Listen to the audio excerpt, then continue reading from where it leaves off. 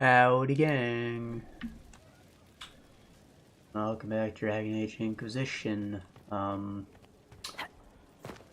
Today we are going to start one of the expansions. I guess we'll start with the Deep Road, since we just did a story mission. I expect this one doesn't have much story in it. It's like just a big super dungeon. We'll see how it goes. I'm honestly expecting it to be like, kind of baby dick easy. Like, I know I've got OP armor on my character at least right now, but like,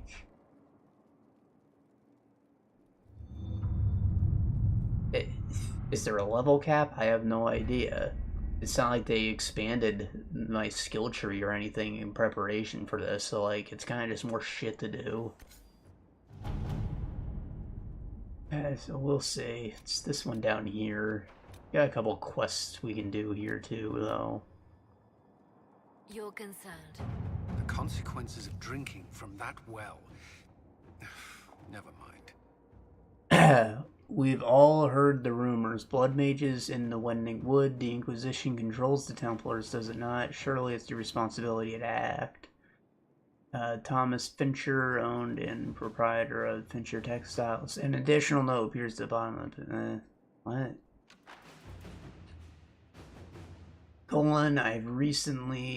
I've received several complaints from various merchants. No one's been able to verify these claims one way or another. A major trade route between Denerim and now thriving Amaranthine runs through this region. The Arl of Amaranthine would consider it a personal favor if our Templars investigated. Nowadays, a mage sneezes and someone cries blood magic. My agents will investigate first. If necessary, bring in Templars. Blood magic requires a quick, decisive response, or Templars can't. And yes, like, if the scouts got contacted, they can get mind controlled and tell us otherwise. We'd hope that our Templars are reasonable. Inquisitor.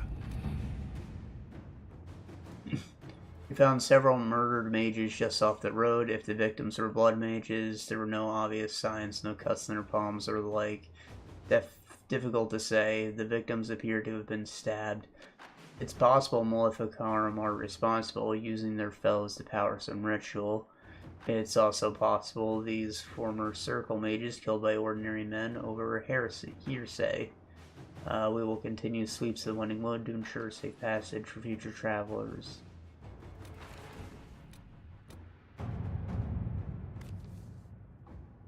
Your concerns regarding the lack of conclusive evidence found in the Wending Wood incident were well placed. Rumors of blood magic drew out our Templars as intended. It seems some mages say our men were responsible for the murders. More Templar zealots persecuting the innocent? What's worse, another murder was reported shortly after our people left. Lady Dahlia claims the victim was her daughter. Not a mage at all, although it's rumored she sympathized with their plight. Witnesses say Templar sigil was found nearby. After the events in Kirkwall and the fighting in the hinterlands, people fear extremists on both sides. If word spreads that we've lost control of the Templars as the Chantry did before us, we may lose support from the nobility in Amaranthine, or worse, Denerim. Agents will infiltrate the main troops, spreading the rumors. Lady Dahlia claims ignorance of her daughter's political leanings. I doubt that's true.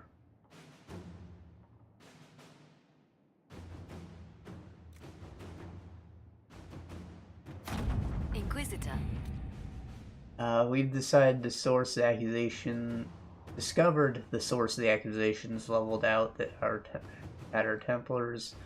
A group of rebel mages with extremist leanings operates in the area. The group fears their association with the Templars will permanently crush what remains of their rebellion. They've been actively working to stir up anti-Templar and anti-Inquisition sentiment in the region. Unfortunately, we have enough evidence to clear the Templars' name.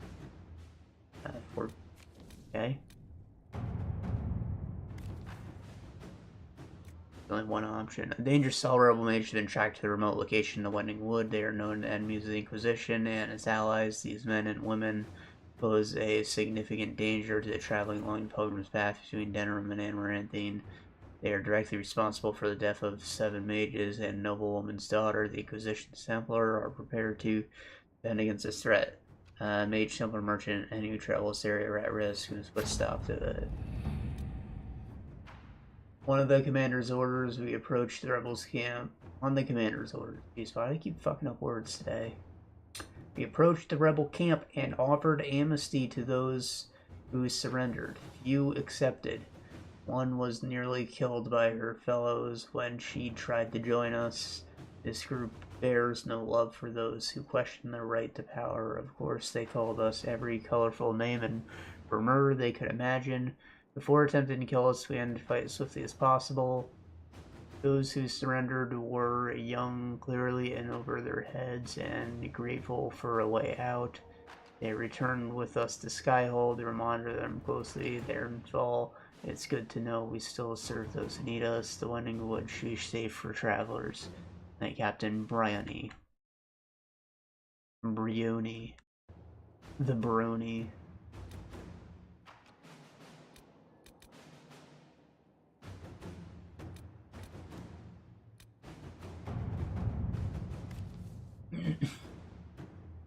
That was over Denerim. Brinsworth.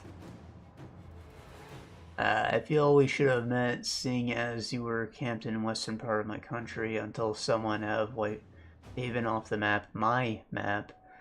That was annoying. First, I have one army in Ferelden without by your leave, and then there's two, but I digress. My point is that I'm King Alistair, ruler of Ferelden. I've learned who's behind the second army. His cultist Winter followers is supposedly in the royal palace somewhere, cackling no doubt. Seeing as your Inquisition knows far more about them, I'm hopeful you could help us find these cultists and ask them all to leave with pointy swords. I don't even want to know what they're up to. One archdemon per age really is all Ferelden can stomach. Thank you very much.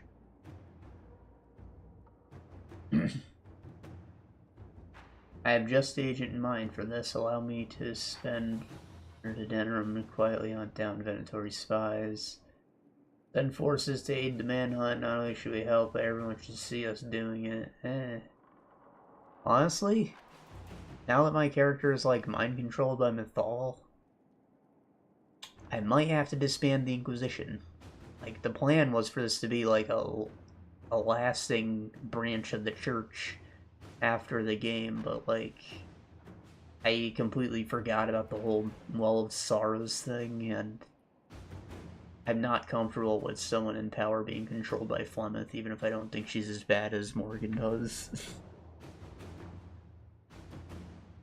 So like, I'm not so worried about reputation anymore.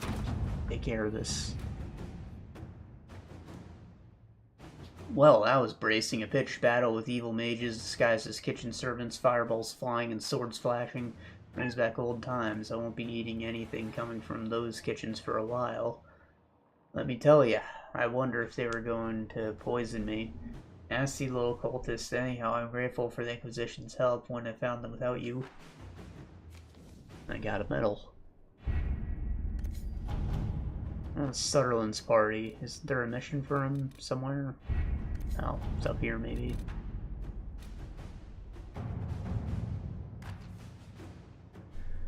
Inquisitor, here's the thing. I don't even own a mask. Thus, when the Orlesian Empress invites me to engage in real peace talks, I get nervous. I don't know what Orlesians mean when they say that, but I hear it involves poison and dancing. Perhaps both at the same time.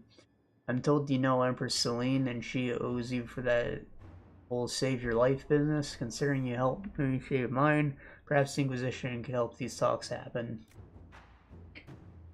Great deal of bad blood between these nations. I'll do my best to facilitate their talks. The Avenger. Talks between Ferelden and Rai took place in Jidair, and it was not easy to keep matters from spiraling out of control. King Alistair is no diplomat after all. And a little patience for the endless fanfare. Thankfully, the Orlesians are uninterested in more war. The soothway towards eventual peace treaty. King sent along a sword that once belonged to Ferelden hero King Calenhad. You just give me Calenhad's sword? You don't think that's like a symbol of your royal authority?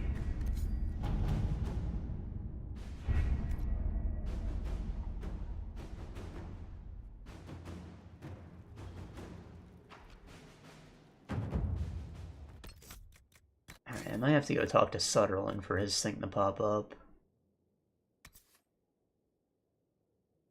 10% chance to apply poison on hit. Pretty too, look at that. Shame it clips through my armor. It's also kind of weak at this point.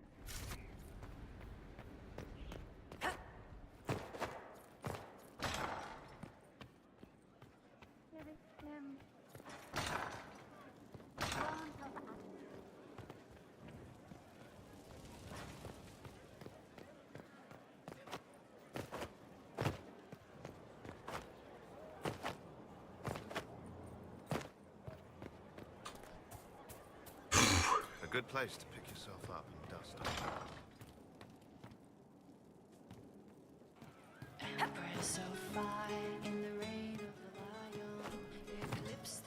Thank you for trusting me, Your Worship.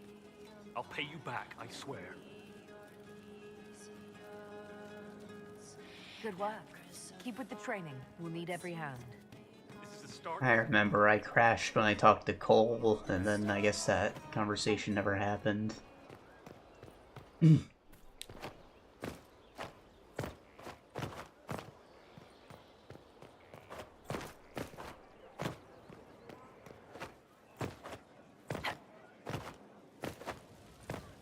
Worship.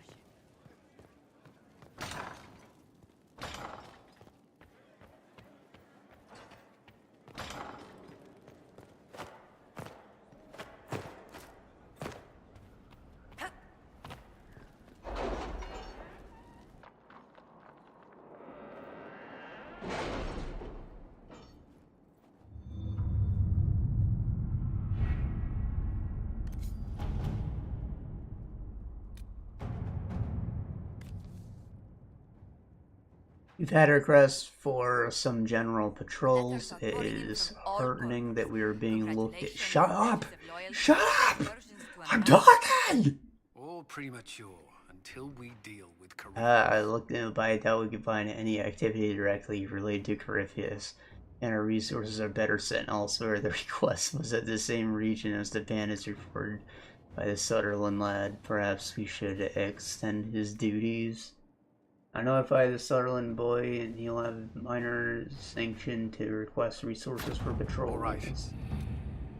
Sutherland and a small crew reported in. Only minor trouble as expected. Nevertheless, have increased our presence. They seem useful freelancers.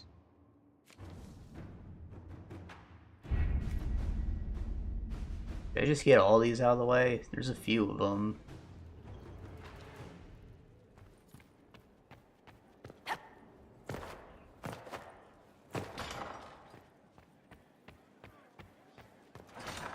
I could probably skip travel over there, but every loading screen's a risk. Inquisitor. Too early for that shit.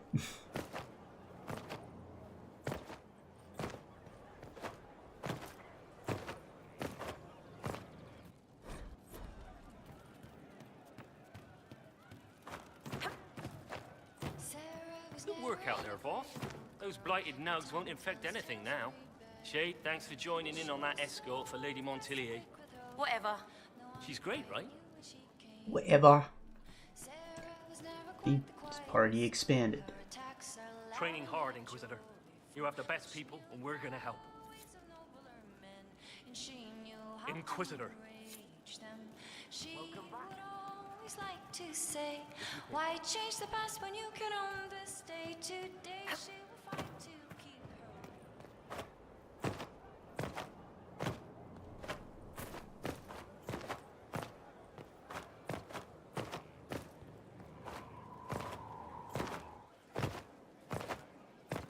Inquisitor.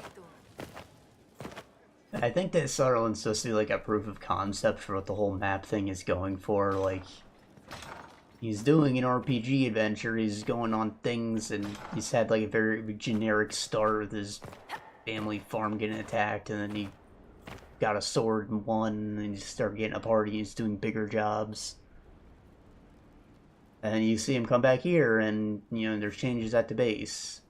Sadly, there's not enough things like that in the game, but still, it's neat. Like, see him grow as a RPG hero would.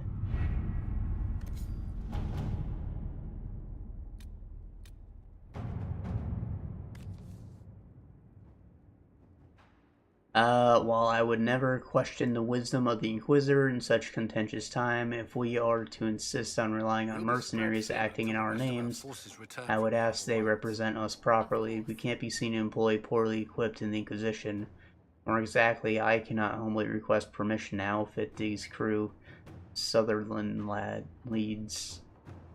I mean, yeah, and some armor. They'll find some fat loot later, I'm sure, but armor now.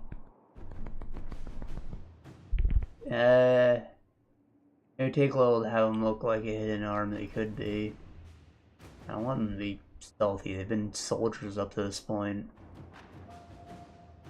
And reflect our influence. He wishes them formidable, make them formidable. Heavy armor. Hell yeah. Thank you for the indulgence. Outfit Southern and his crew and equipment more appropriate for agency position, given their humble origins, is doubtful they've ever seen the like.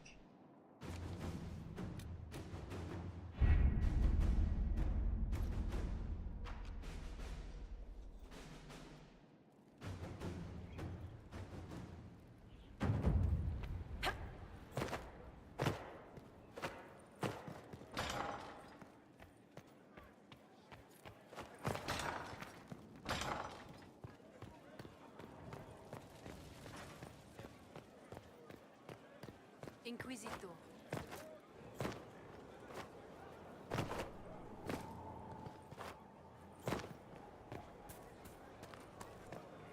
Thank you.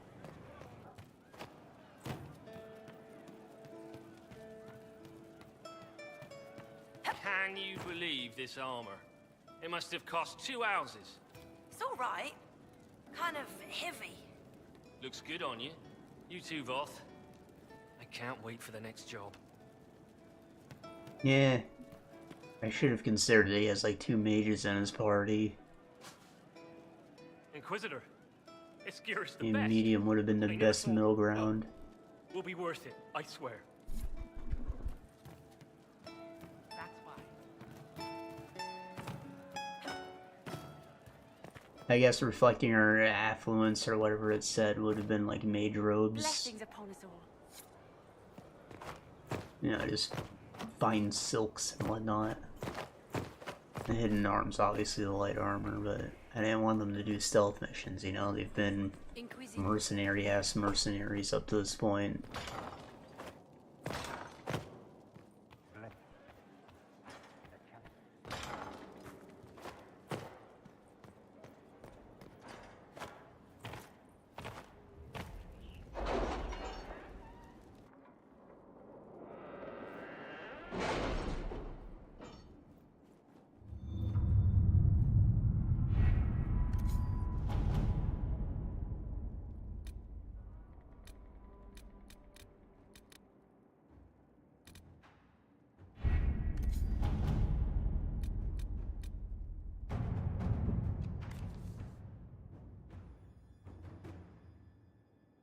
It is irrelevant who notices Darkspawn in your worship. Such pockets are not uncommon. We understand that you cannot allow such things on trade routes you wish to exploit.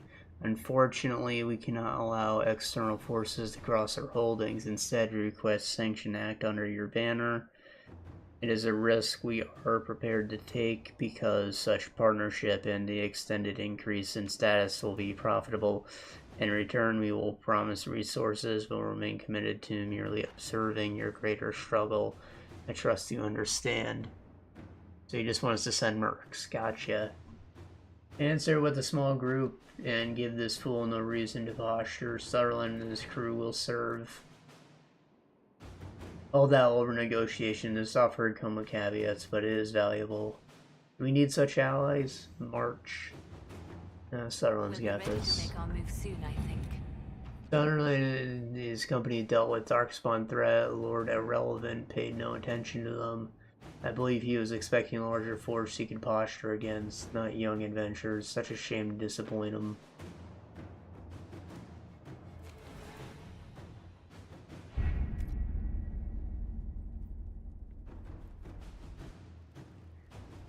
I think he might cap out a full party of 4, so there might only be one more of those. Then we'll go to the deep roads.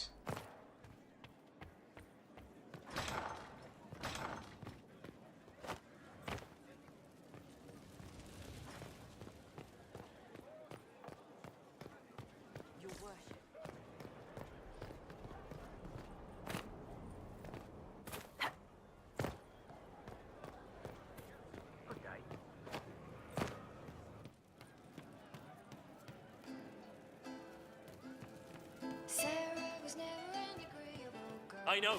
Then you were off the walls. Voth hit him with fire and I got him around the side. You were very dashing. Cleaved him good. Couldn't let him get near you. Either of you. We're a team. Better, we're an adventuring company. Oh shit, we're a company! Inquisitor, you should have seen it. Darkspawn. We put your flag in the center of their bloody lair and held it. Isn't he good? He's very good. We are better than good. We'll prove we're an adventuring company of the Inquisition. Your company, Inquisitor. I said I'd pay you back, and I will. A rogue and a thief, and she'll tempt your fate.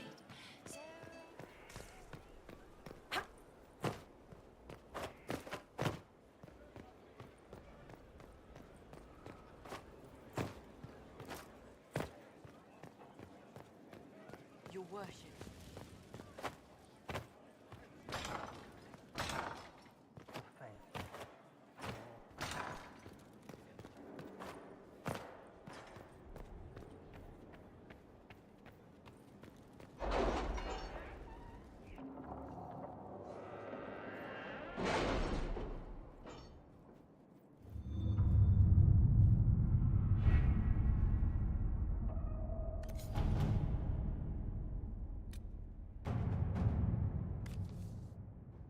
A request worth considering: using a smaller focus group for patrols has allowed a presence in areas where soldiers would intimidate and diplomats are looked with suspicion. Sutherland and his group apparently crossed paths with an unusual dwarven work detail and now have unexpected opportunity and outreach to the mining caste of Ahorzamar. They are asking for help finding a lost expedition of drifters and offering sizable rewards. Specifically requested was the company that showed you're not all sky mad. What, the ones who went to the deep roads, you mean? Like, the fuck? Targeted help, but no interference. A small group in the deep roads can do great things. A rare chance for exchange. They'll have writs of bargain. They'll secure enough of the surrounding area to ensure that they can proceed without distraction. Yeah, I mean... Southern Company returned with sizable resources, a card of support personnel, and promises of future trade with mining gas directly. Their ambassadors, whether intended or not.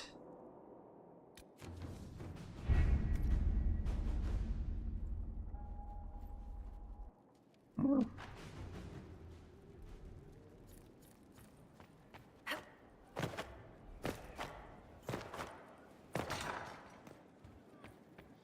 Obviously, you're supposed to be doing these, like, hours apart throughout the course of the game, but, you know, there's always the possibility you just put stuff that was available forever go off until now. As I did, because I just focused on everything in Relay first, since that's where most of the things were popping up at the time. You spend the whole first half of the game in Ferelden, and you don't really go over there too much after Haven. Sutherland's gone. Unless they're over here now.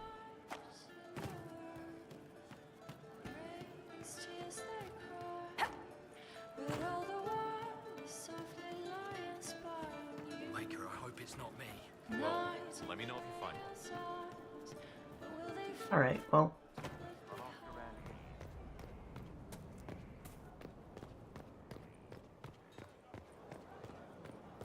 That's just fine, alright? We'll go to the deep roads and show them we're not sky mad either. Your worship.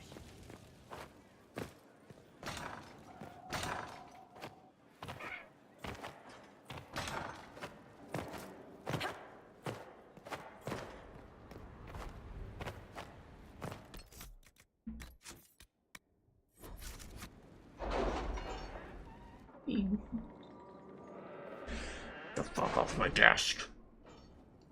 Get the fuck off my desk. Piece of shit.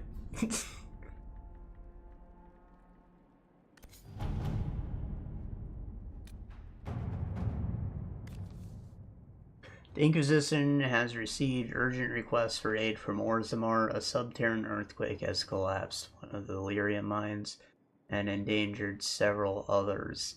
Even worse, tunnel seals preventing Darkspawn from overrunning the Dwarven-occupied deep roads have crumbled, allowing hordes of the enemy to invade.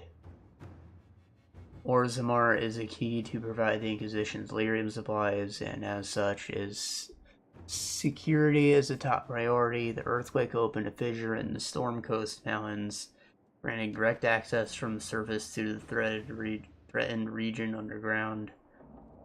Constructing a mining lift at the fissure site will permit the Inquisition to transport forces directly where Darkspawn fighting is fierce. I know where to find people who can build a mining lift quickly and safely. Orzammar has the experts we need to build such a lift at your discretion. I can have a team build their best construction workers right away. We need to move quickly to contain them. I'll dispatch my best people to Storm Coast at once. Yeah. Soldiers carry tools. We can build the lift ourselves. Construction team arrived in Storm Coast Mountains, set up a mining lift to transport Inquisition forces over earthquake fissures opening down into deep roads. The mining lift in Storm Coast. Guys will be by the time I get there. Anyone going into the deep roads should dress accordingly. Don't skimp on the armor and bring the best weapons in Skywell's arsenals. I also recommend packing plenty of dry rations. Most things down there are looking to eat the Inquisition, not the other way around. Deep Stalker can't taste that bad.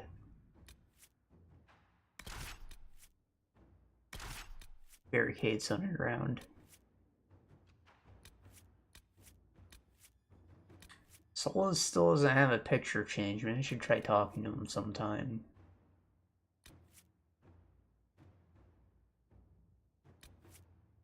Not sure Cassandra did either. I'm also not sure how her whole divine election thing went. Like, I supported her, I think, but I'm not sure she won.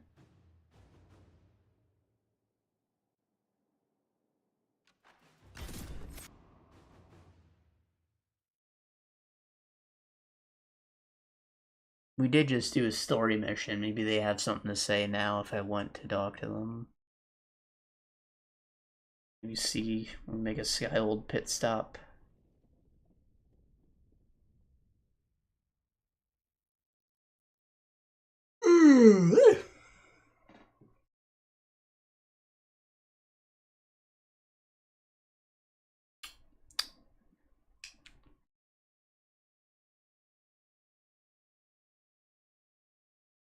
You know that would happen?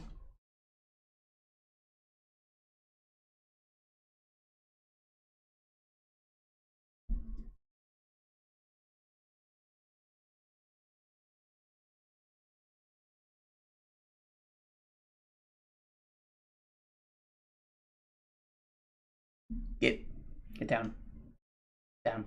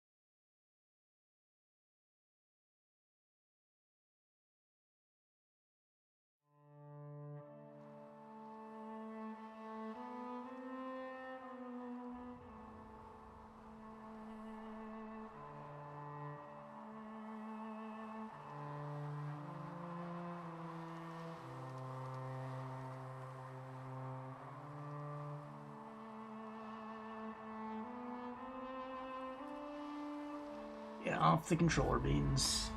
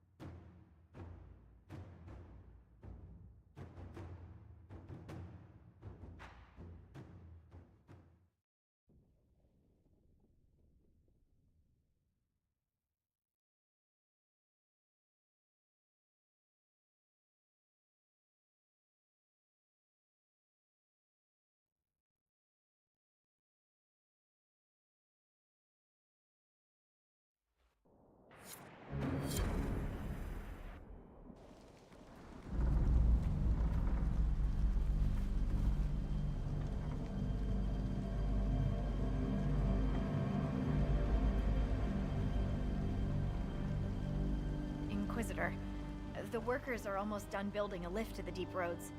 No Darkspawn trouble yet, but the earthquakes have been brutal. I was told to meet a Shaper Volta. She's waiting below. You won't see an Orzammar dwarf on the surface. They have rules about that.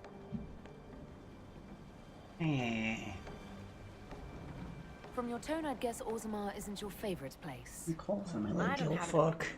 Cloud gazers like me aren't allowed in the city. The lift's ready for you.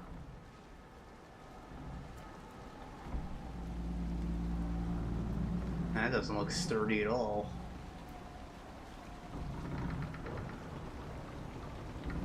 We just built this. Try not to shift around, and keep back from the edge.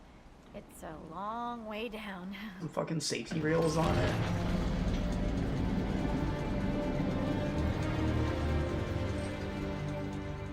This reminds me of a story. Shocking. It's about an impossibly handsome dwarf and his friend who got crowned King of the Nugs. A Nug King, really. It's not as good as it sounds. Nugs mostly just shit on the floor and roll in it. Welcome to the deep roads. Is it me, or is this the slowest lift ever constructed? It's better than climbing down. I could do with some music. Something with a flute. Always wondered if I'd die down here. You're not dead yet. The day's just starting.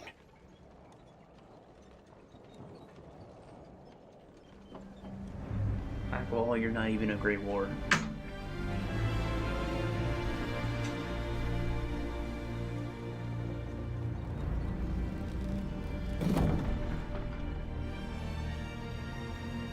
Garut, Magar, Navrik, your names will not be forgotten. You must be Shaper Volta. A trust Valar, Inquisitor. The Shaper it welcomes you to the deep roads.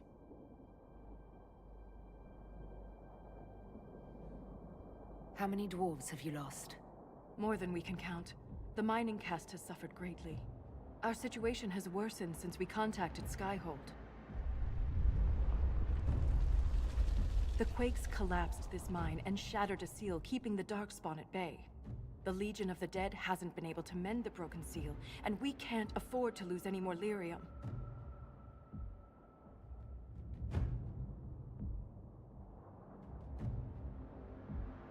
The Inquisition stands ready to aid Orzammar. Without a steady lyrium supply, things on the surface will get even worse.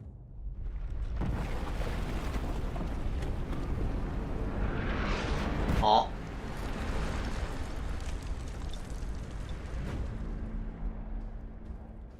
Apologies for pushing you. I fear the damage that tremor caused. Follow me to the Legion camp.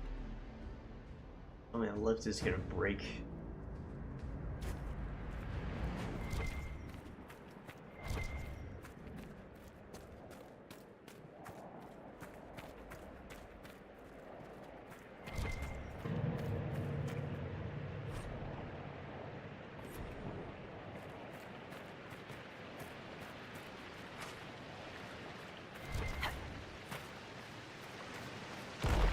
Keep your eyes open. These roads are dangerous.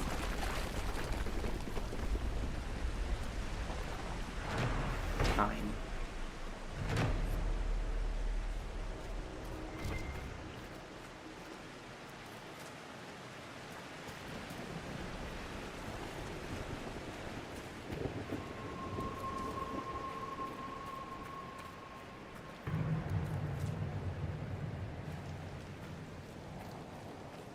At the Minecraft roar, fucking ogre. Stay clear of its reach! Have you fought one of these yet? Are these in the main game? I think they are.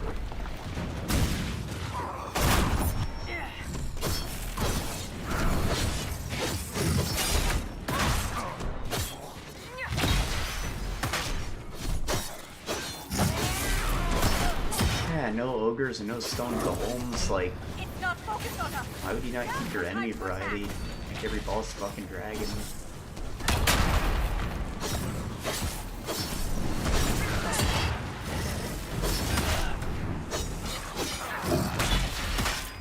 Haven't seen Ent in a while either.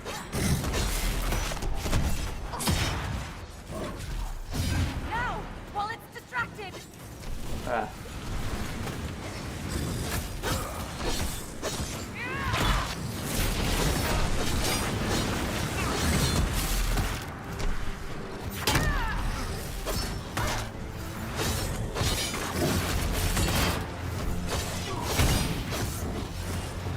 Strike now.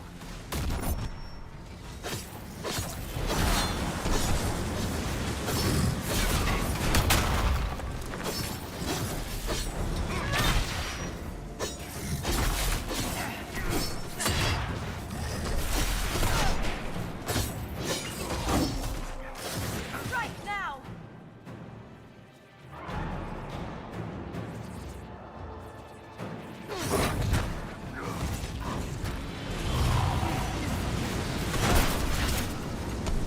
I think I was supposed to be in its hand and not lying on the ground.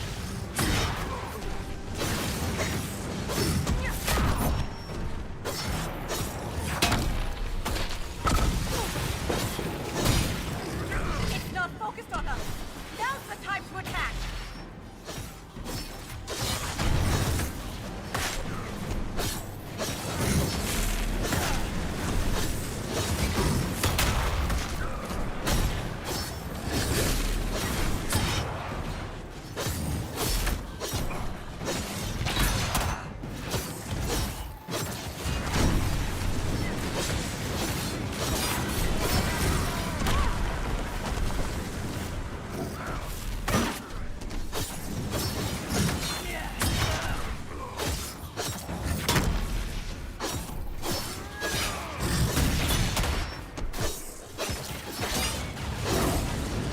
It's not focused on us. Now's the It's time like- to attack. Baby Dick easy, but he's also really fucking tanky. He probably has about as much health as a dragon. Why?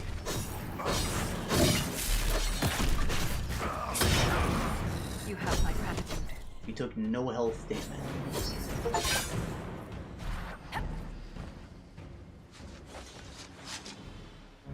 If the ogre reached this point, the Legion must be overwhelmed. Let us hurry.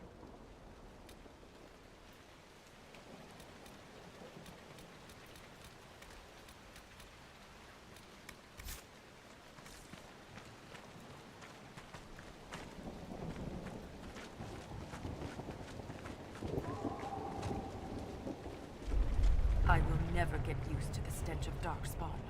They corrupt everything, even the air.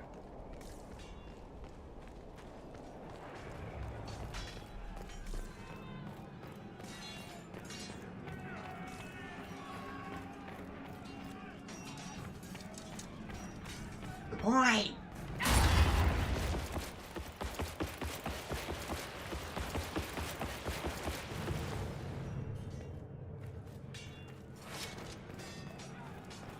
That's the broken seal ahead. It is worse than I thought.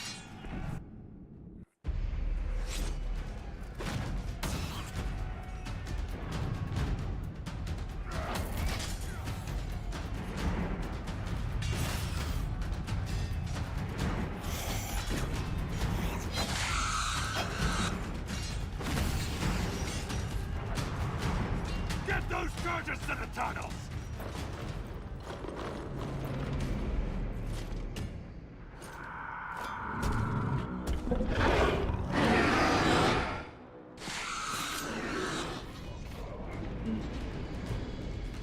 Genlocks kept their appearance.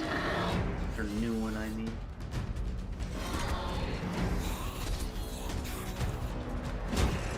Darkspawn got like another redesign in the next game, though. Someone prime the sonic fuses!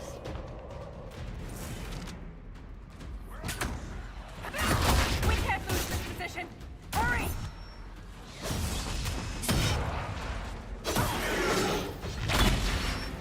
Can't set the charges with those bastards breathing down our necks!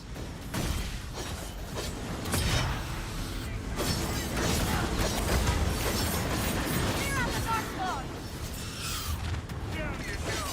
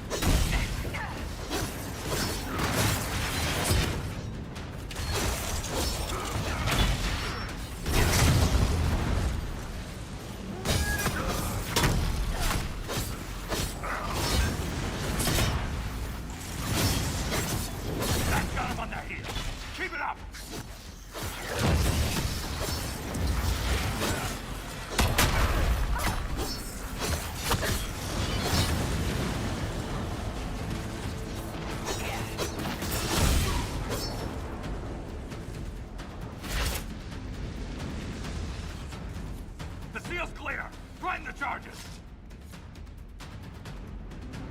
Now, set the charges!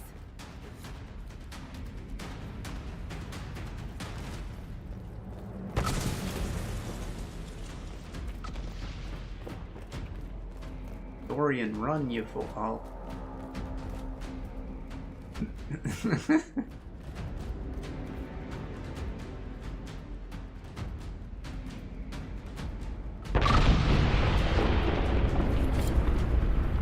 Boom.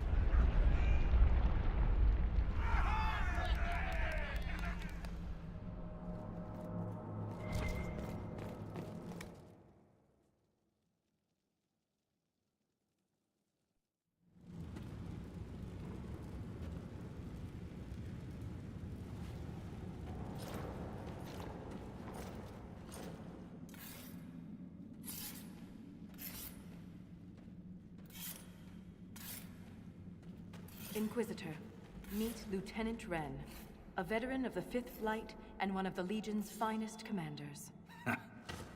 Someone paid her to say that. Appreciate the help, Inquisitor. Collapsing that seal bought us time. Blighters had the run of these tunnels for days. Now they have a roadblock. But, like, are you supposed to be trying to retake these roads and not destroy your culture or something? Like, you do that.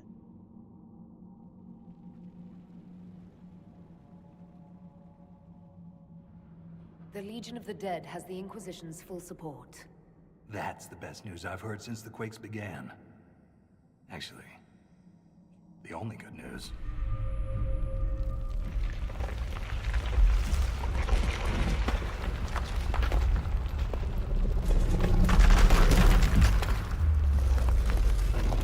Oh. Take cover.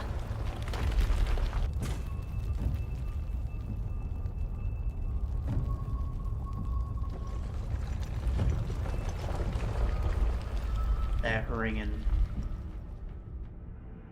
You heard that, yes? The rhythm and the tremors? It's clearer, stronger, more insistent. I hear it. Doesn't prove a thing. These quakes are not a natural disaster. They're deliberate. There's an intelligence behind them.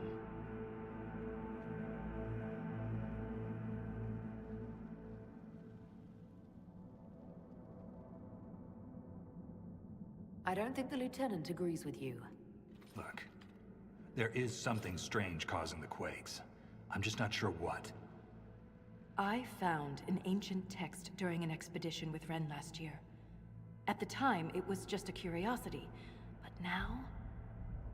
The text describes giant creatures, called Titans, living deep underground. They sing in the stone, shaping it. When these quakes began, I believe we heard that rhythm. I believe a Titan is causing all this destruction. Sure.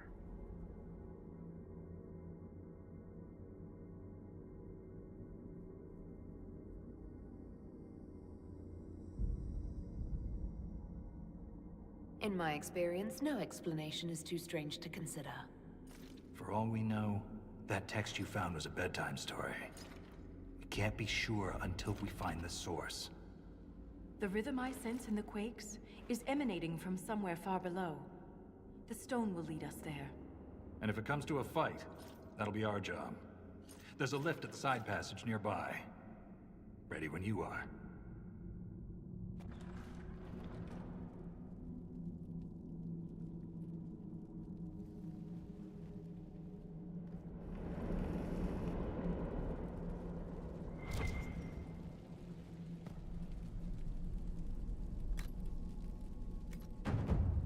The hell?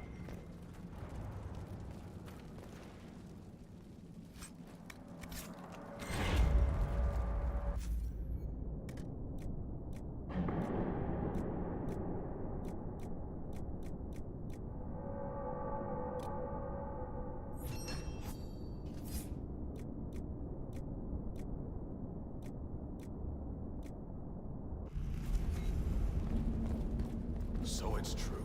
The king involved a surfacer.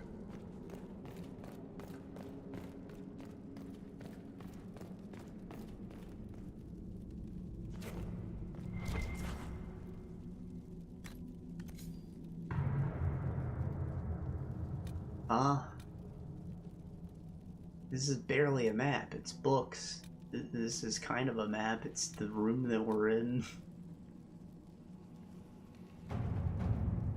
The Inquisition's efforts in Deep Road would greatly benefit from additional logistical support at the main Legion Dead Camp. Additional crafting tables can be constructed and corner maps are brought. Oh, sweet. So we don't even have to leave to sell our shit.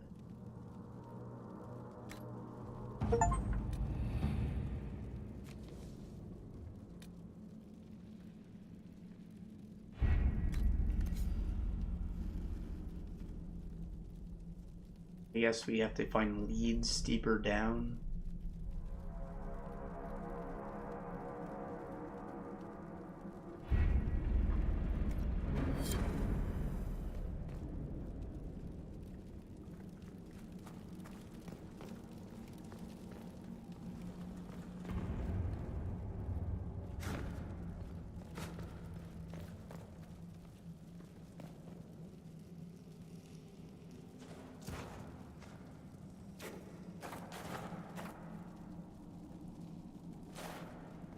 Did find a shield. Visitor. I guess it'd be a weapon.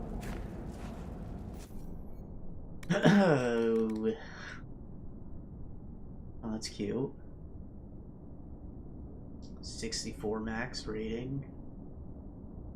Can be masterworked.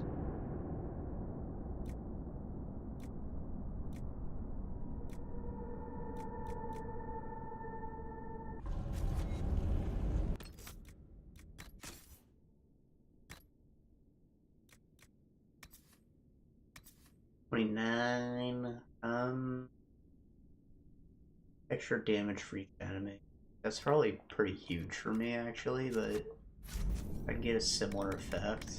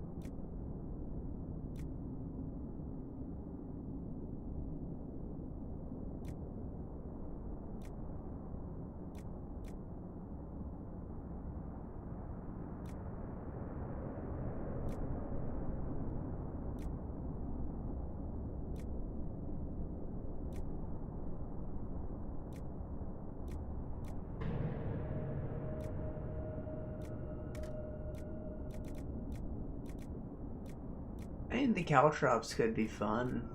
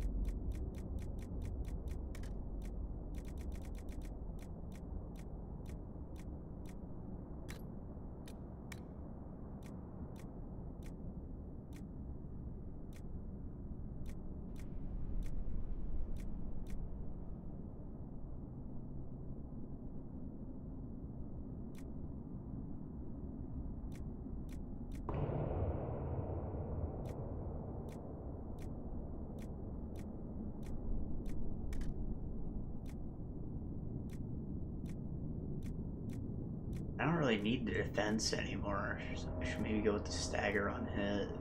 21%.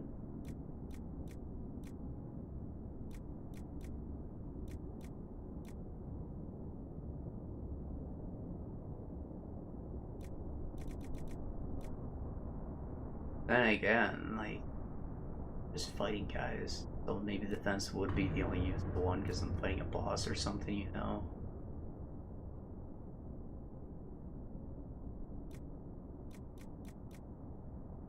It's the only time that would be moderately threatened, right?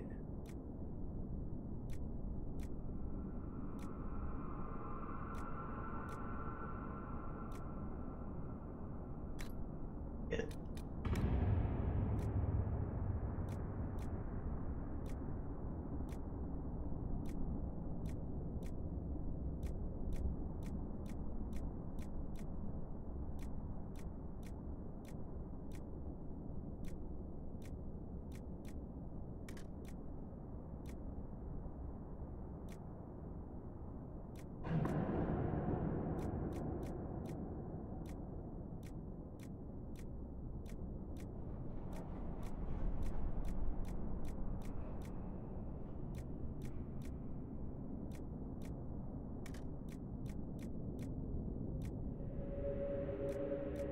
Go with the Sunder on it. 9%.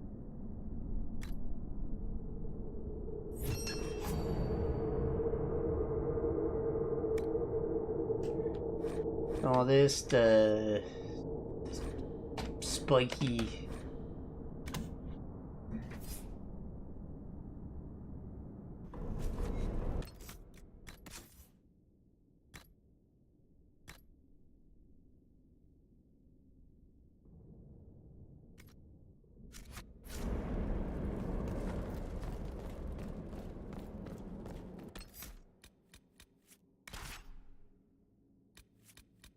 picked up a dagger too. Let's see if Cole wants that.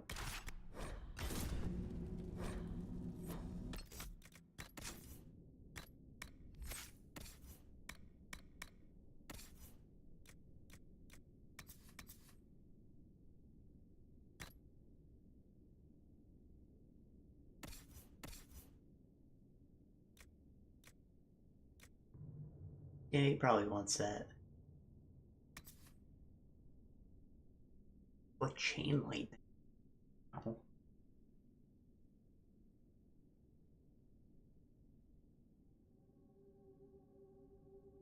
That dexterity boost.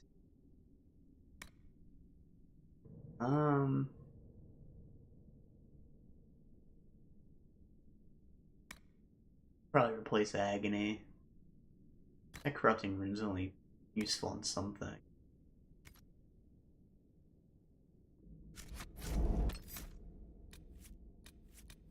It'll even let Cole fuck with us. Spirit doesn't like it down here.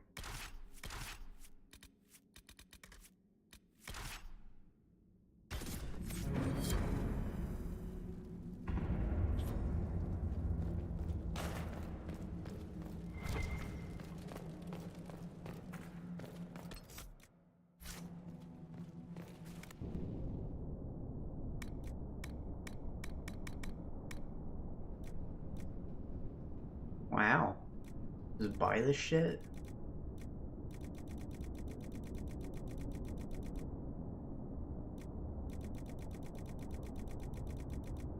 Fucking dragon bone, dog.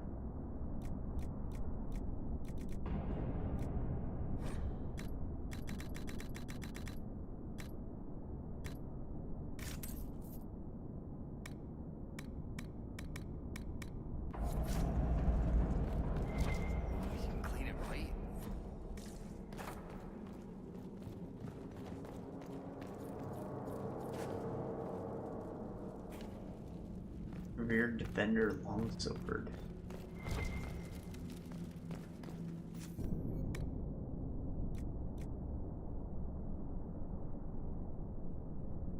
It's almost an axe. This kind of sword, just an axe. It's not gonna be as strong as my Serpent's Rage.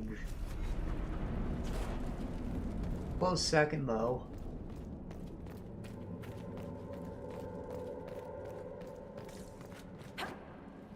We're getting good equipment off the bat though, that's nice. Time recipes.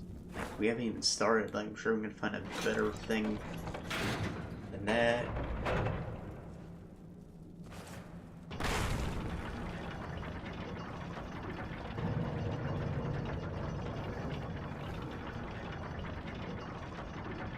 I hope we don't run into an emissary. Oh.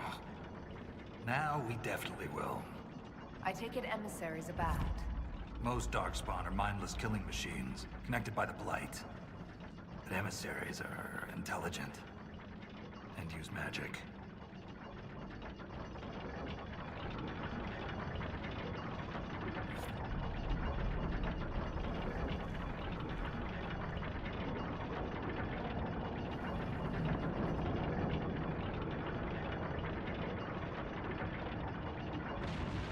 Whoa!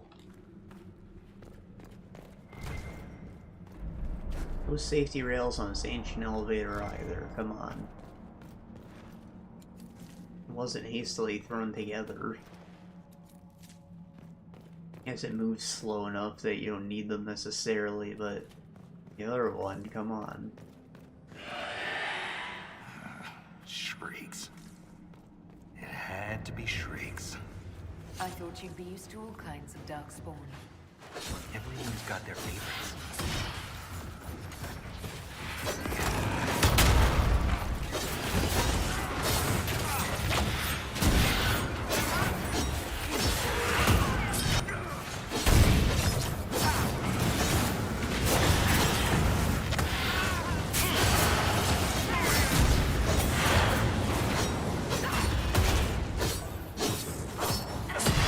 I don't think shrieks are present in 2 at all.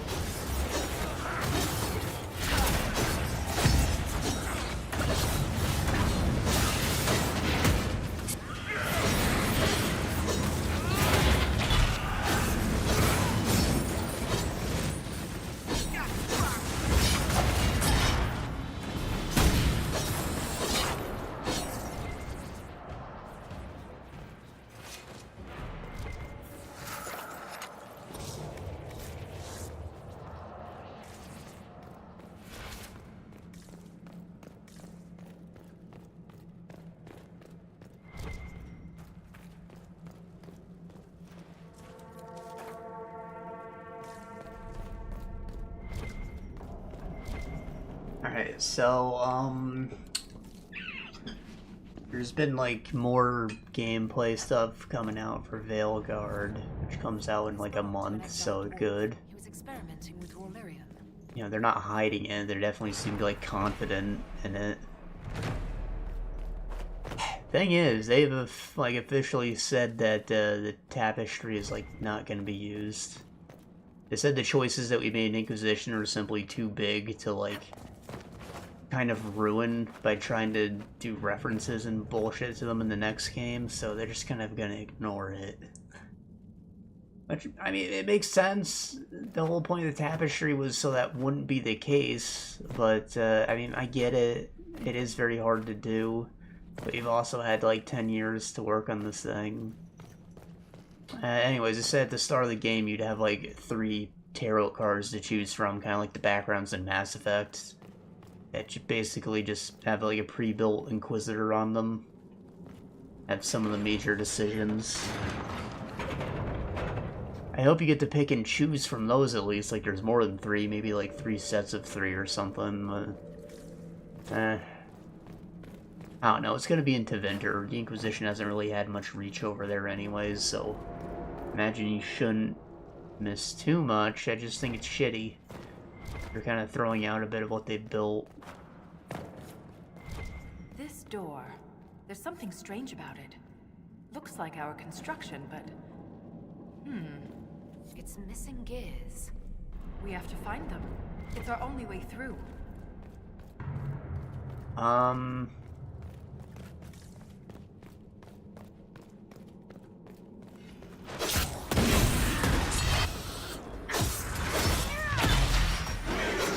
I was right about everybody having, like, a ranged option, kind of like War in the North, but, like, I've seen the other classes play now.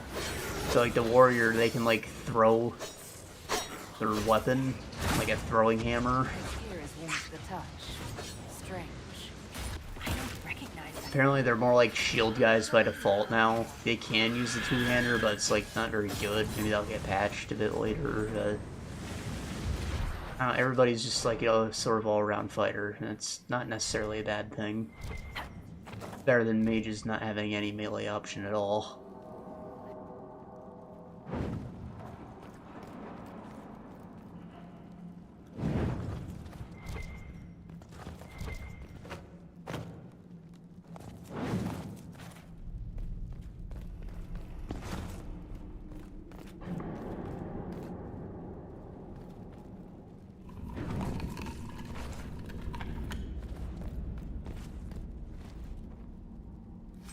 The candles that are next to it tells you whether it should be lit or not.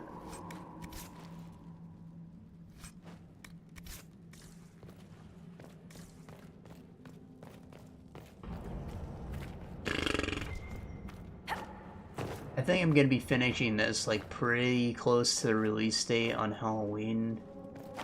I don't think I'm gonna be streaming that right away. I don't know if I'm even gonna buy it right away. Like, it does look fun. I am gonna play it eventually. Just, like, do I play it for myself first, or do I stream it right away? Like, I don't know about that. Depends how long it is, I suppose. But I'm pretty Dragon Aged out. And honestly, hearing that it's not even gonna, like, remember most of this shit, I just 100% in this, like... That's a bit of a bummer. I've already wasted so much time doing it that I'm gonna finish what I've started, but I am pretty upset. Like, there's a lot of things in here that I would have rather not done if I knew that. What sod is that?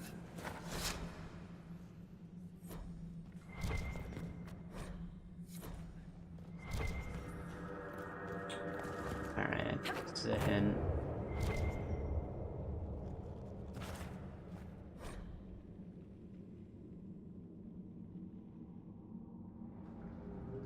Conventional game, not just for children. Big cannot cover small. Left moves right. Piece by piece. They'll never know. As big can't cover small.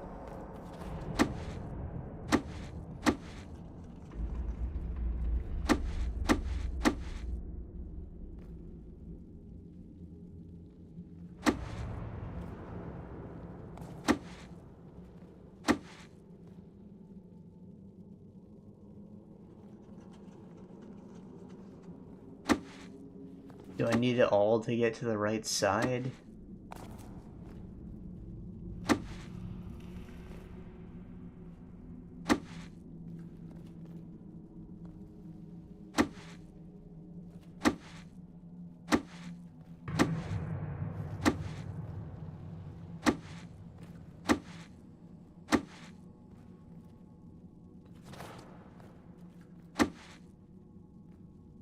Not really what I had in mind.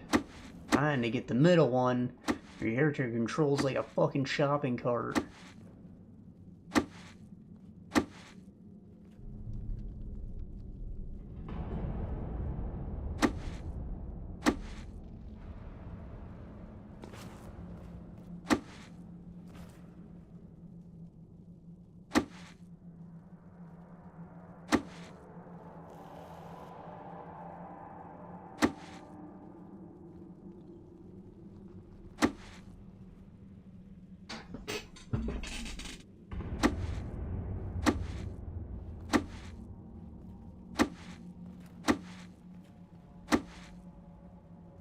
Treasure burger.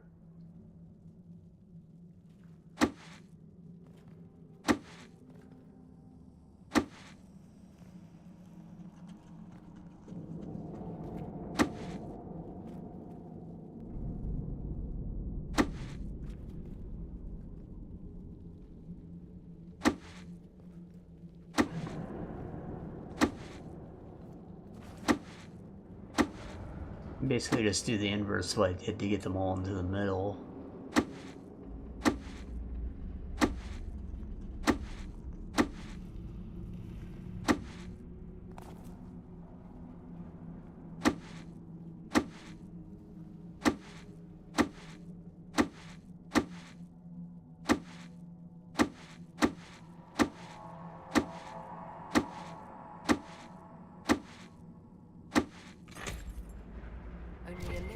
Mind would hide secrets behind such madness.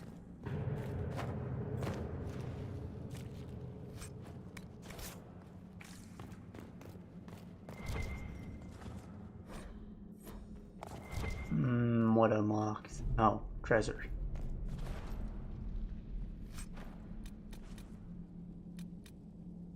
Yonka Arm 7.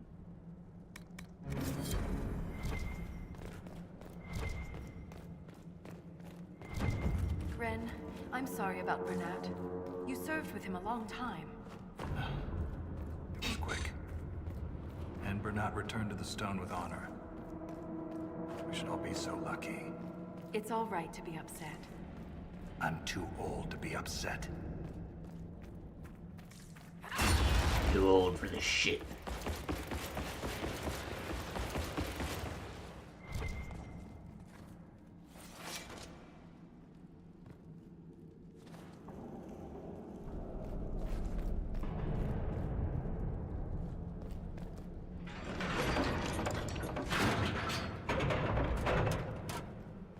Yeah, that's what I thought, but like the counter isn't on screen anymore. Oh, there's a gear. We have enough of these odd gears. Let's head back to the door.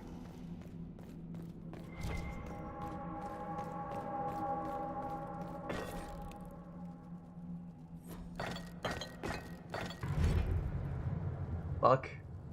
Why don't you just put a big one right there? Right above this one.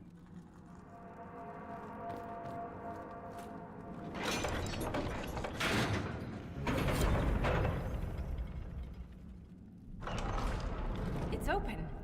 Keep any gears we find. We may need more. And if we don't, I want to study them. Whatever they're made of wasn't mine down here. Oh, well, you can take 2 of these and do what I said. Hold on to more.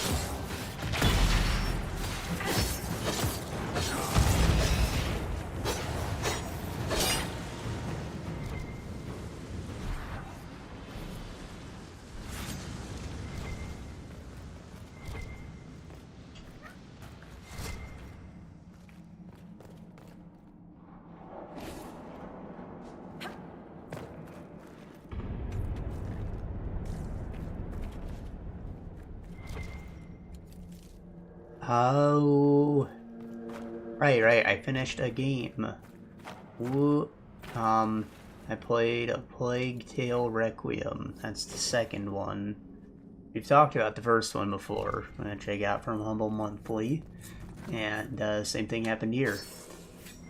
I was gonna buy it, but then I just got it without even thinking about it. Somehow in the Humble Monthly, like a year after releasing. And why? This one uses a different kind of gear from the others. We don't have to open it. My stone sense leads the other way, though I am curious to see the other side. You always are.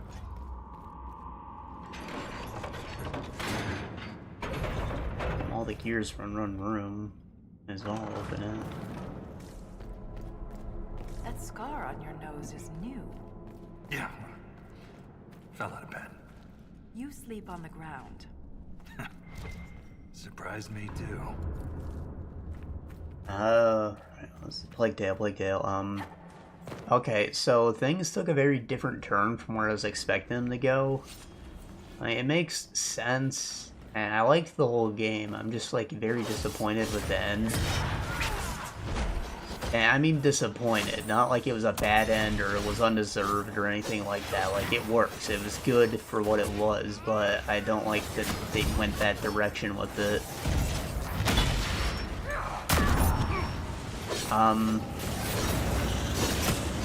Basically, it's the same kind of game as the previous one, but combat encounters are a bit more open. It's still an extremely linear game, but you know, open spaces, a few more ways to get around specific things instead of it being like a puzzle. It's more like a thief game. Like, you know, you've got mechanics and systems to play with, and you do things, you get looping levels, open spaces. Your alchemy options are pretty much exactly the same. I don't think there was any new things there, but you do get some new applications of them. So, like, pots. Before you could throw a pot to make noise. Now you can put your alchemy things in a pot to concentrate the effects and change it up slightly.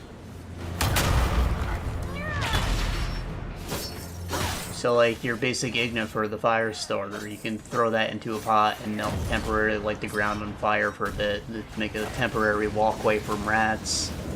Or when you get an upgrade, which there is like a little skill tree kind of thing now, you can turn that into a damaging area and actually kill guys with it.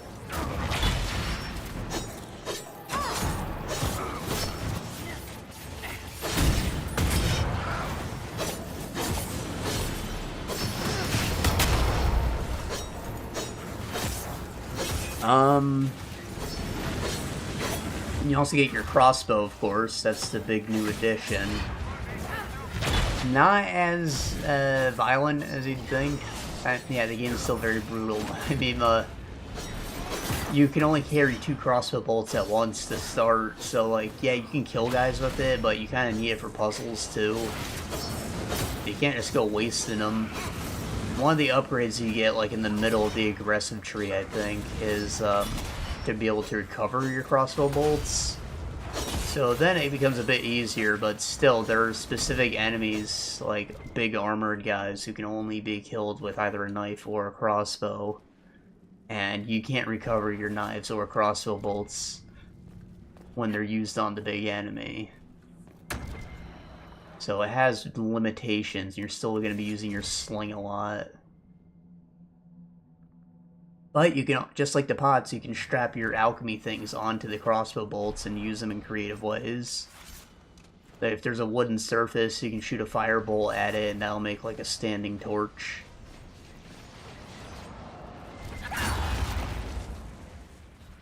And if that's still not bright enough, you can throw the new tar at it, and that'll like increase how bright it is. You can also use that for blinding enemies.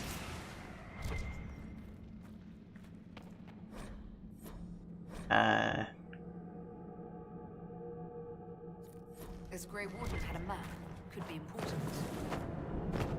Yeah, the tar is the one new addition, actually. You can, like, fill basins with it if you throw it in a pot, and that can, like, set off a permanent fire puddle, too. That does. the gameplay's just more of the same. The spoilers for the last game, but I intentionally spoiled it last time too, because I didn't think that you could ignore this from the beginning of the sequel. So, like, important mechanic coming up, the rat commanding, that has changed significantly. So before Hugo, you got to like I think it was stage 3 of the Macula's progression in him, and that's what gave him his Imperium abilities. You stabilized Hugo's condition, so like it went away, but it's not gone. You didn't cure him. And when you get caught in some stressful events, completely by accident, some bullshit, he ends up reawakening, and he is immediately back in stage 3, so shit gets out of control pretty quickly. And I don't know, he's like, his mind is more in tune with the rats now at this point, and as it's getting stronger and stronger, so he can like detective vision, kind of sense guys through walls eventually, and then you can target individual hordes of rats and you'll control them like in their mind, not with your hand from a distance. You'll be like, you will be the rats. And they move like a fluid, like a wave. They're kind of hard to control. But if you're trying to clear rats out of the path, you can control some and tell them to go eat someone, and they will be distracted eating them afterwards.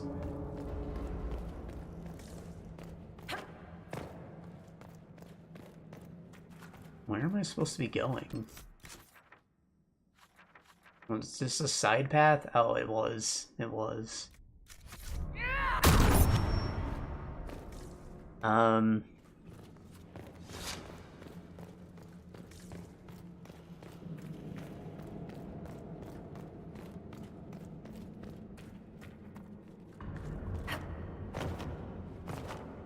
You have a few more new companions. They switch them out periodically, but for the start of the game, you're pretty much stuck with Lucas all the time. I like Lucas. It's a shame that he's missing for half the game, but yeah, he's cool. You don't really spend as much time with just Hugo anymore, usually in a team of 3. So you get like a big knight guy you can just tell to go kill people. Sometimes you have to help them out, like you can only do one-on-ones really. So sometimes I'll have them distract and I'll throw a rock at the guy's head, or I'll shoot him in the gut if they're wearing a helmet, and I'll open him up for a stab on him. And there's another person who has like a magic prism who can make a little mobile light by reflecting it from torches, or they can set fires with it like a magnifying glass.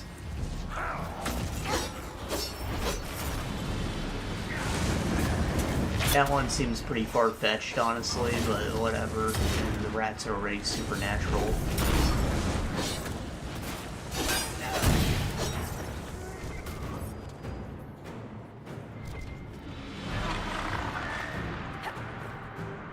Darkspawn like you've been doing it your whole life, Inquisitor.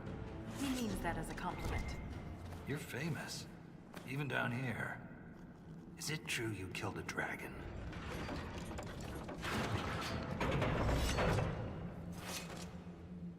You haven't lived till you felt it's pulling you in.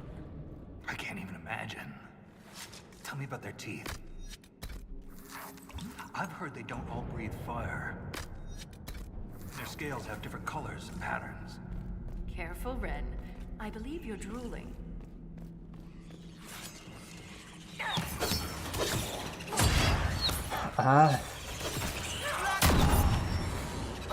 So, yeah, I said the rats to get, like, they've been getting crazier, more powerful as his connection to Macula grows. There's some, like, wild shit that happens. You have a lot more Uncharted moments where you're just, like, running towards the camera from wacky shit crumbling around you and whatnot. They get pretty out of control, but there are also like several missions with no rats present because you're always on the move. You go to a lot of different places. Really, it seems like they're completely dormant until Hugo gets stressed out again. Like, he's deliberately calling them to an extent, which calls into question the, like, the reality of what happened at the end. Or towards the end, like, the whole last act. Like, is he crazy, or is it truly an accident? I don't know. Like, every time, all of it.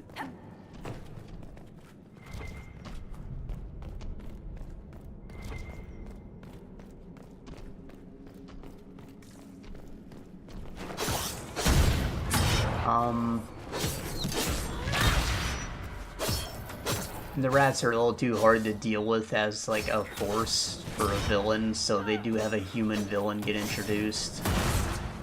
And I thought it was really stupid. Or the encounters with him were stupid. I didn't hate him as a villain or anything, but, like, he doesn't wear a helmet most of the time, and you just never take the chance to hit him in the head with a rock, which is exactly what you do when you kill him, finally.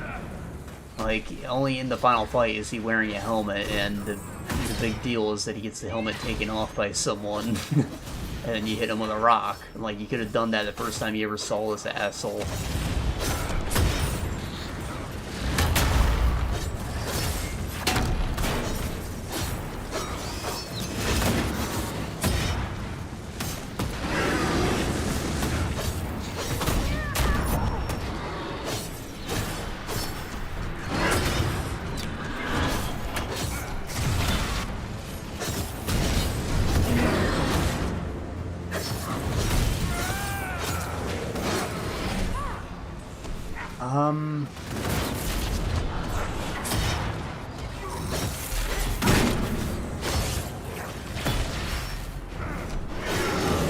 Story-wise, it feels more directed, I guess. Like, before you were kicked out of your home, you're just kind of running and looking for clues on what to do. You have no direction whatsoever. Things just happen in that game. Now you have, like, more of a goal. You're always looking for something, or you're going towards something, so then it doesn't feel quite as meandering, I guess. But again, I'm just, like, overall unsatisfied with how it wrapped up. But in the context of, like, the protagonist not being Hugo, it's Amicia, it can be good. Like, the whole point of the writing is to make things interesting happen for her, not for Hugo, because you're not playing Hugo.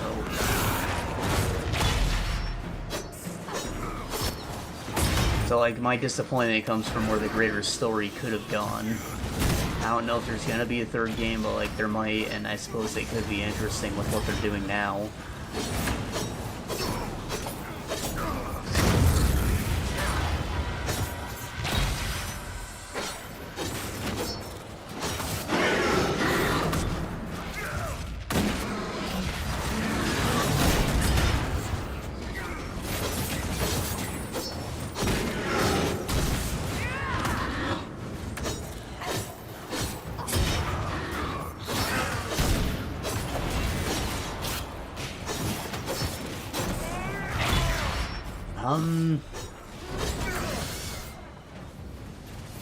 So yeah, again, I just want to say, it was good up until the end, and the end isn't bad by any means. I just didn't like it. I enjoyed every minute up to that, so I would call it good. I mentioned the skill tree. How that works is a little, like, weird. They don't explain it too well, but you have three things: opportunism, aggressive, and prudence. So, like, one is, like, ghosting, stealth. Some people think it's if you leave more than 25% of the enemies alive or something. You don't kill 25%, whatever. You don't get detected too often, that gives it an... But I think you also get points in it from stealth kills, and opportunism's for half, but it seems that you only really get points for doing, like, opportunist kills, like pushing guys in the fire, which is a skill you get, or, you know, putting out their torch and letting the rats eat them, stuff like that. And aggressive's aggression, that one's obvious, but, There's nothing left of them. Can't even tell who they were. I'm sorry, Ren. You join the Legion knowing you're already dead. You don't fear the killing blow.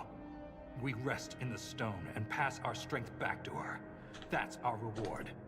But the Darkspawn defiled these soldiers. They can't return to the stone. They'd only weaken her. What?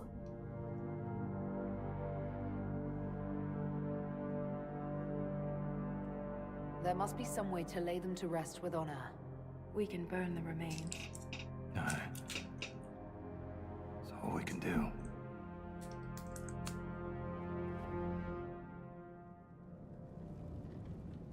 Go away. Go away. Go away. Stupid fucking cat.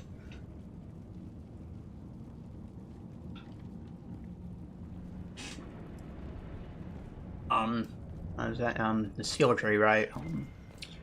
So I got close to maxing out one of them. It stayed pretty even. Like I got maybe halfway through all of them at the end of my run, and the experience is only dished out at the end of an encounter, like a section checkpoint, you know. So that's kind of the max. I'd say maybe if you were being very deliberate, you could probably max out 2 and run. But if you want all the achievements, you're gonna have to play like half the game again, New Game Plus, because the first few missions don't even have experience to give. Look at that, Ren. Could this be Thaig, Heidrun? Darkspawn all over it. You can see their torches. So I did that. Even Darkspawn appreciate a little mood. When you're not looking for collectibles and stuff, it goes pretty quick, I guess. It only took like 4 hours to get to where I did, and that was like half the game. But when I was actually playing the game, it took me more like 20, I think. It was pretty lengthy, actually.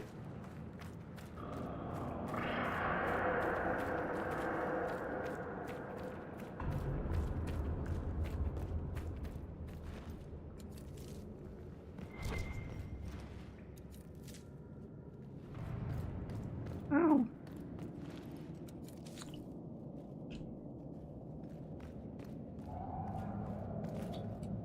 The knives are stupid. I don't get why they break after one use.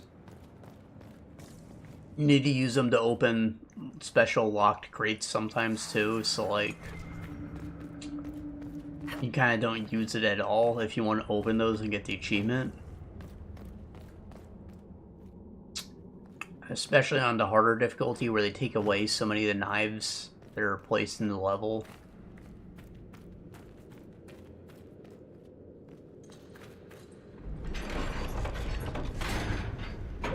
I get maybe you do break it opening the lock, but like stabbing someone? Come on.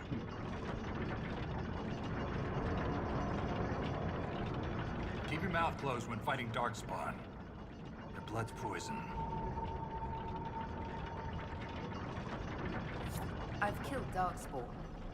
There was this Carter boy, Vaughn, who joined the Legion around the same time I did. Fast with daggers. Could poke 50 holes in a Hurlock before the Blighter knew what happened. Daggers are messy. Vaughn swallowed some spatter. Took him 3 days to die. Yeah, you think you wear like a face mask or something when you're fighting these.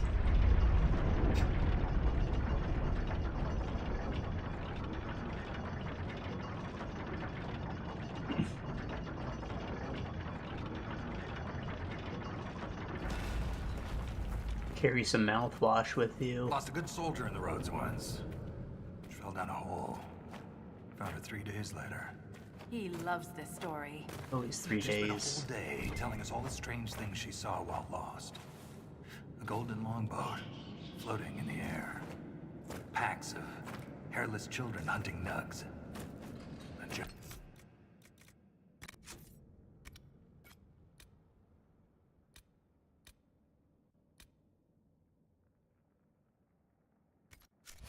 Skeleton on a throne. Was it true? Never found out. She woke up the next day, couldn't remember any of it. That's from the picture, I think, right up there. How do I get to that though? Or ladder? Or is it this? I guess those are the same structure.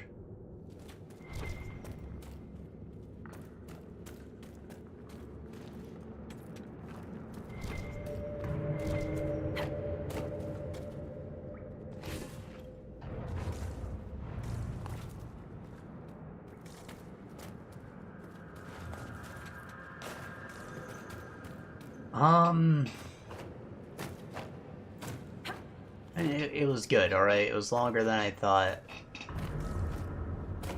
Story is gonna be divisive. You'll either love it or you'll hate it, I think. But, I mean, it was good up until the end. And I guess that's all there is to really say. Like, the gameplay is mostly the same as it was in the previous game, so, it's a story-heavy game. I recommend you play the first one if you're gonna play the second one. Don't just skip them, that'd be weird. And there isn't really much to say about it that I haven't already said in the previous game, other than maybe that Hugo was a lot less annoying this time, because he's like a year or two older. I don't know how much time's passed, actually, but you know, he's a lot closer to Amicia. He isn't running away from her, bitching about wanting to be around mommy anymore. Like, he's alright. He's still a fucking stupid kid, and that's really like that's really why I think what happens in the story is okay. Like, even midway through, when they make a major decision, it's like, they did that because they're stupid fucking kids. Of course it wasn't gonna pan out well.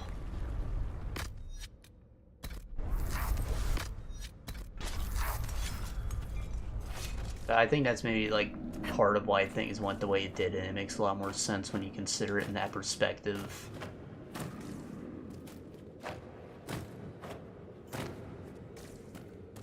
You do, however, learn a lot more about the Macula this time. Like, you investigate ancient ruins, so that's good. I wanted to learn more about the plague past. Like, it's obviously happened before. How is there not more documentation on it? There's the whole order, and you do interact with them a little more, but because of stupid kid decisions, not as much as you probably should.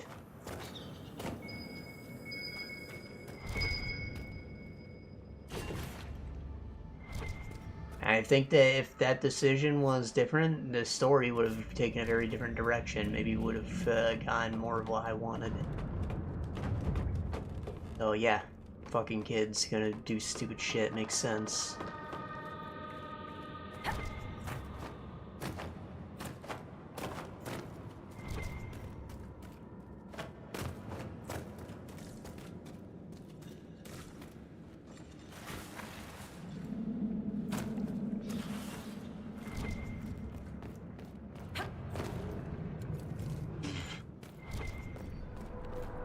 I don't think the game had as many, like, surprises other than lore bombs.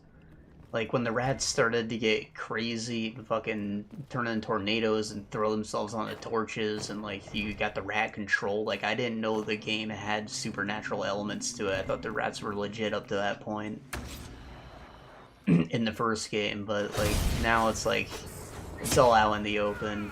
You know what's what, and they don't bring anything too crazy out. Or aside from that, so like it has less surprises. I think I maybe like the first game a bit better,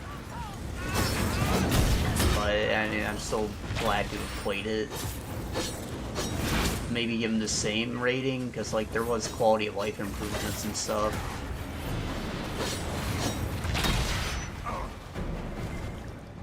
I'll say it's not any better or worse. Does look very good. Didn't lag at all. You know, I used to get all these HD rats all over the place. That's always impressive.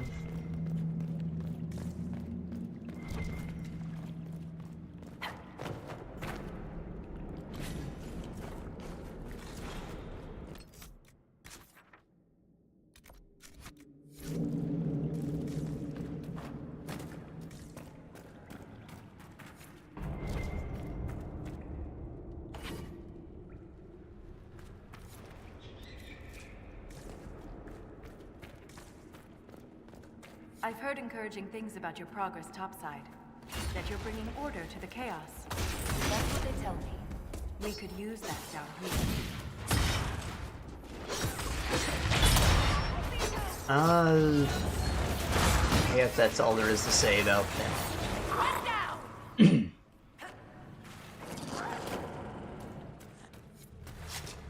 I'm thinking I'm gonna try out Gotham Knights next. I got that in the same bundle. I have most of the stuff in this month's bundle, so I'm skipping it, and that buys me like another month of time. Yeah, High on Life too, I want to try, but I'm either gonna like Gotham Knights enough to finish here, or I'm gonna bounce off it heavy, so we'll see. I said I'd buy it on sale, and I kind of got it now. I didn't think it looked like complete garbage like Suicide Squad did.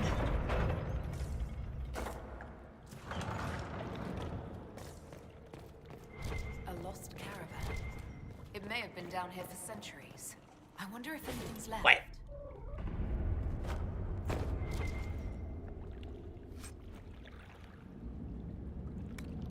These goods are amazingly well preserved.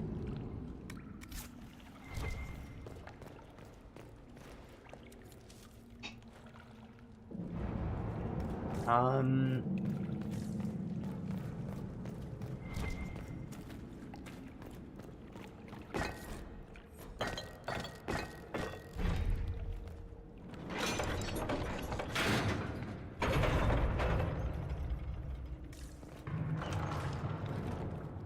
also very close to finishing Xenoblade Chronicles Definitive Edition, finally. I played most of it like a year ago, and I started playing it again at work.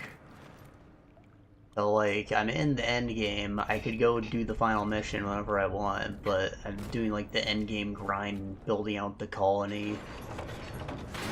And it has been, like, a crazy little adventure I've gone on since then. Talk about more when I finish it, probably in, like, another week. And I got the new expansion to go through. I'm not sure how that's implemented.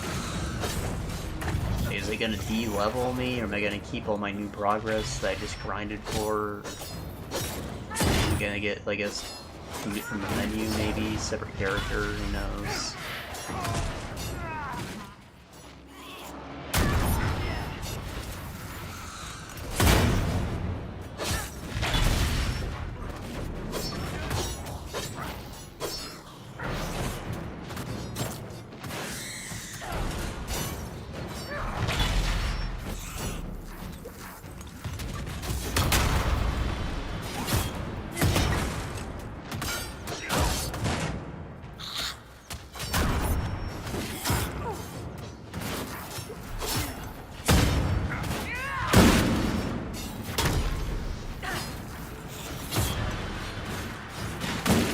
Stop getting stun locked, like, get me out of here.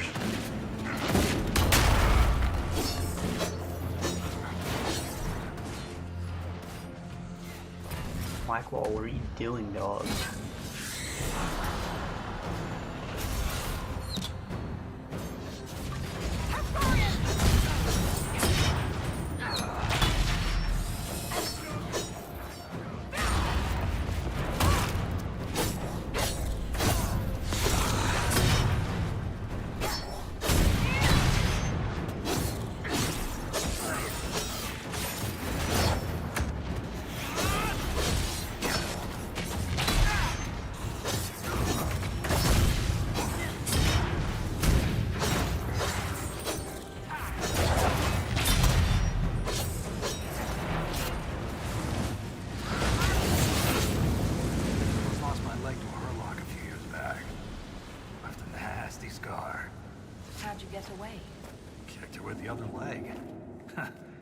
Seriously, keep your guard up.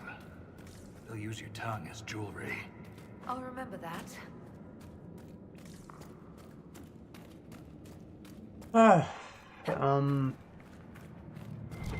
Alright, so in anime world, we're still watching Naruto Shippuden.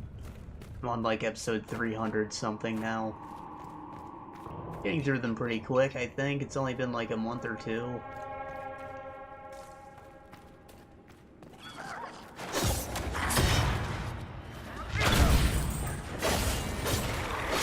It's good when I'm like, you know, grinding out achievements, like doing the New Game Plus and a Plague Tale. I just had it up in like picture-in-picture mode. I'm mostly paying attention to that while I'm walking. That's how I'm getting through them so quickly. It's been very useful having that.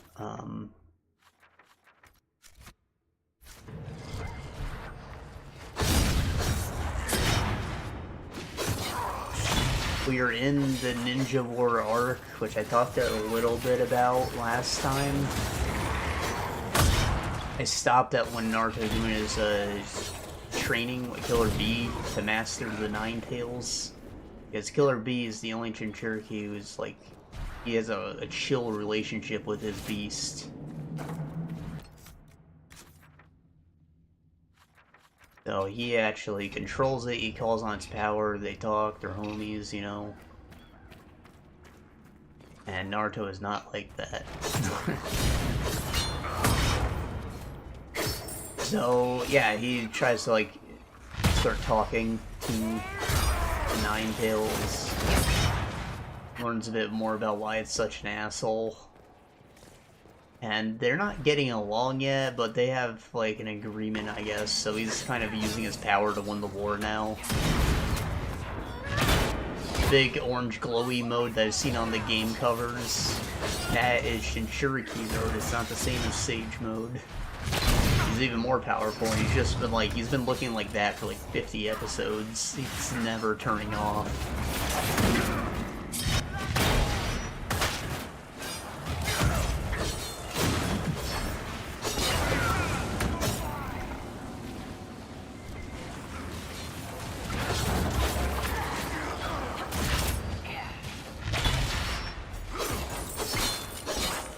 But, let's see, he basically teaches him to, like, compartmentalize the chakra, so he isn't always calling on it. So he only uses the Nine Tails stuff when he wants to now. Something over there. That's kind of a big help for helping him keep it, like, locked down and not going into the evil cloak mode that he's been doing.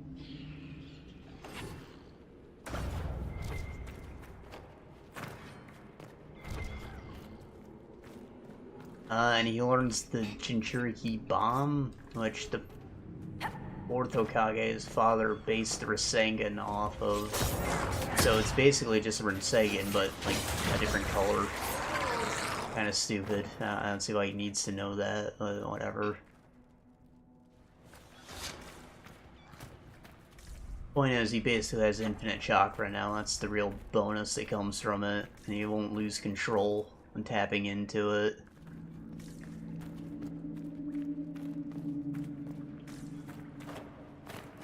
And there was another seal placed on his seal, so, like, accessing all of that got him to talk to his dead mother, finally. So he's finally met both his parents, good for him. He apparently takes his last name from his mother, which is why nobody really recognized him as the fourth son, even though he looks just like him.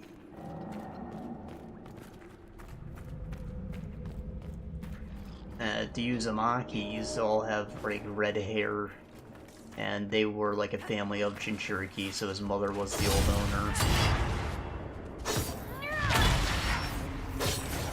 They all also have notoriously high chakra, so that's where he gets it from. I guess he's gonna visit the village at some point in a later arc. There are other red-haired characters that are like his cousins, I guess, from what I've been told.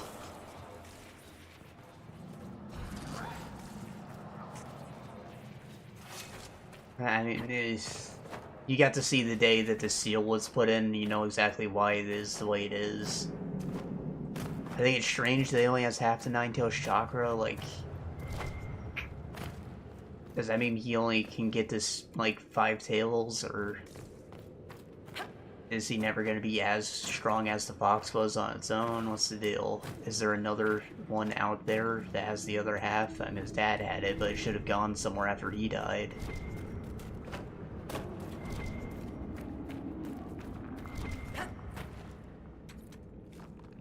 Also, his mom says you know all the time, and after they point out that that was like her quirk, I noticed Naruto is in fact saying you know all the time, and it's really weird considering that he didn't get raised by them.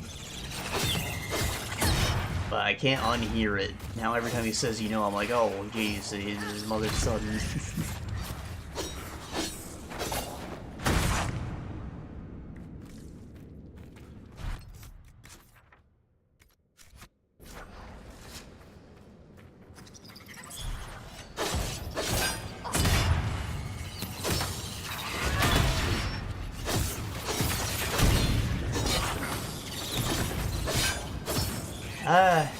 Anyways, he does the training and he figures out that they've been holding him, like, away from the war. He figures out that fighting's happening when Akatsuki shows up, because, are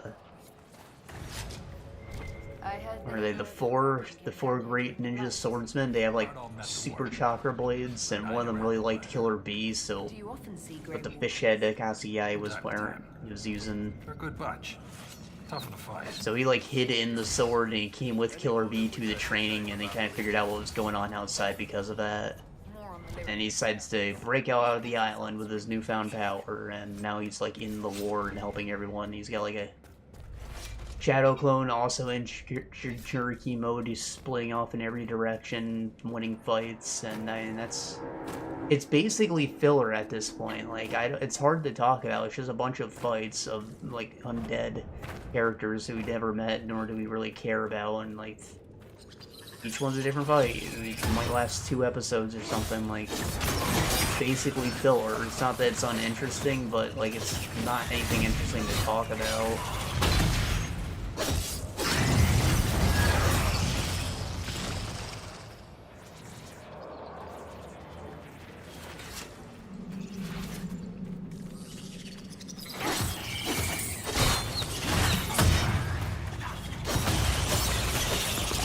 The only thing that I've really started to notice is that some of these, I guess they're plant clone zombies. Maybe, like, they turn some kind of white goo when they die. My friend was telling me he thought it was paper, but I don't think it looks like paper. I think it looks like goo. It also kind of, like, burns up like an ash, so I don't know.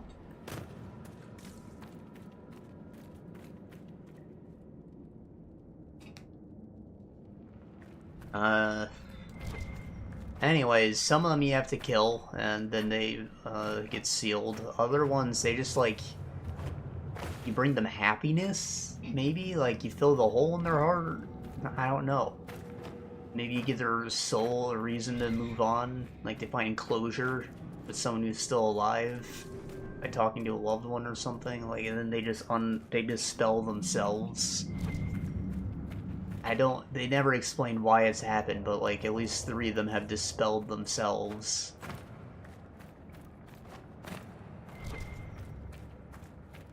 What's weird about these fights is they're, like, their minds are still intact, so you'll have good guys fighting their friends, and they'll just be, like, coaching them on how to beat them, and they'll still fuck up. Now they're being puppet controlled to still fight.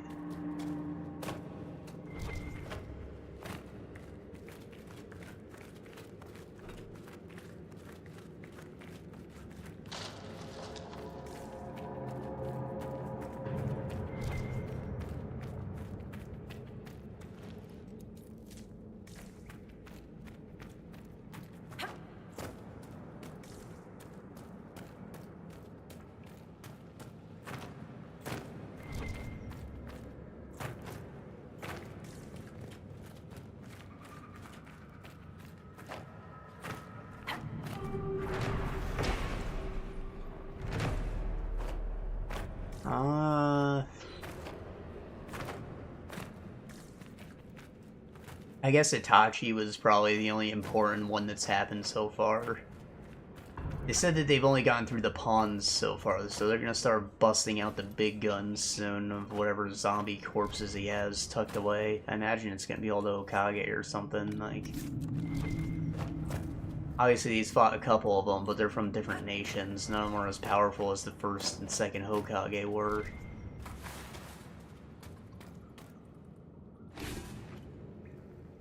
Anyways, apparently Itachi, like, shoved a crow down Naruto's throat at some point, and I thought that was, like, a Sharingan hypnotism illusion thing, but no, that was real. The crow's been in him the whole time.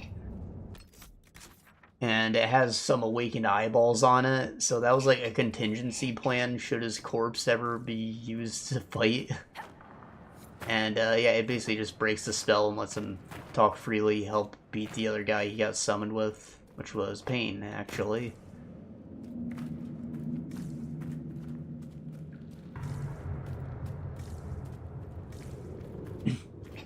I mean, nothing too important happened there. You just got him to be like, what? No, who fucked up my plan? He thought Sasuke would go back home after killing him, but then he learned the truth, and now he's the bad guy. He's like, ah, oh, god damn it, well, I guess you gotta go fight him for me, Naruto. But the whole facade has been dropped. He's acting like a good guy that whole time, and it's nice to see, because up to this point, I'm like, was he gaslit? Did he actually tell him the truth, or was he just trying to manipulate him and making Sasuke be a psychopath? But no, he told the truth.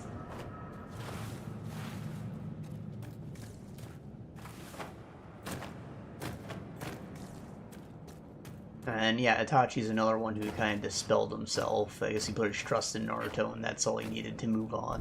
That was a big one. We need to go deeper. Only way down from here is falling. Not keen on that. There has to be another way. That looks like it might be the path down, but it also looks like it's hard to return from, so I'm going to turn around real quick.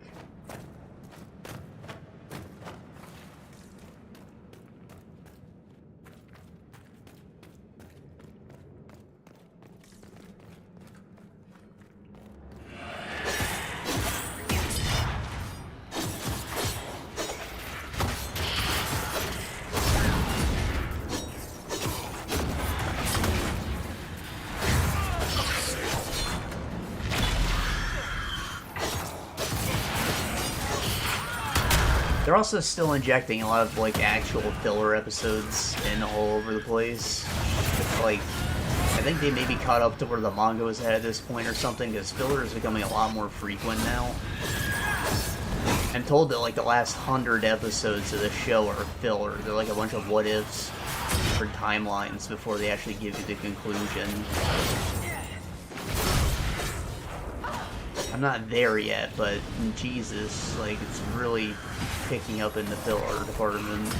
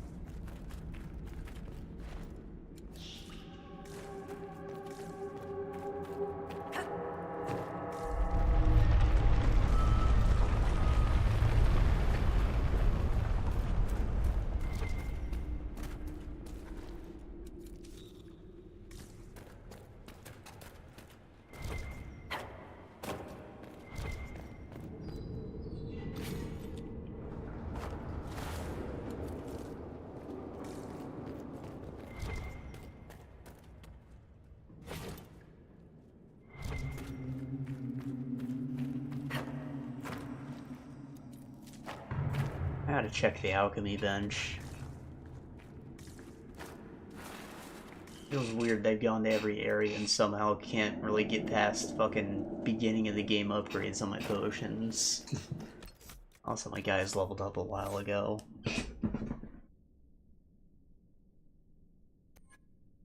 Don't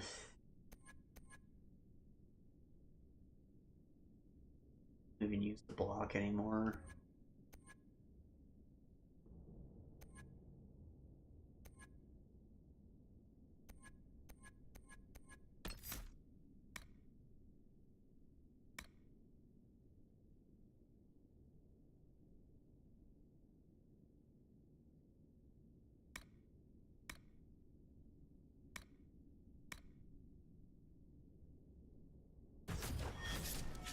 Get to them passives. I guess they can use any ability in here. Weird.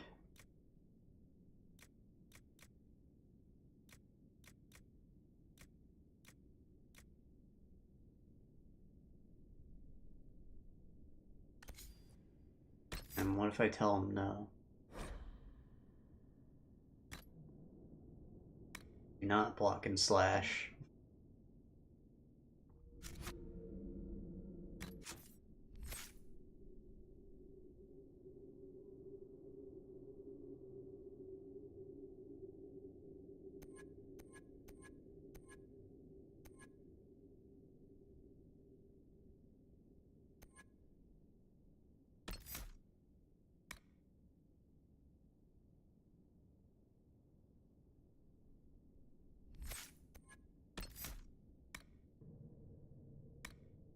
Automatic crits isn't too exciting late game when your crit chance is pretty high already.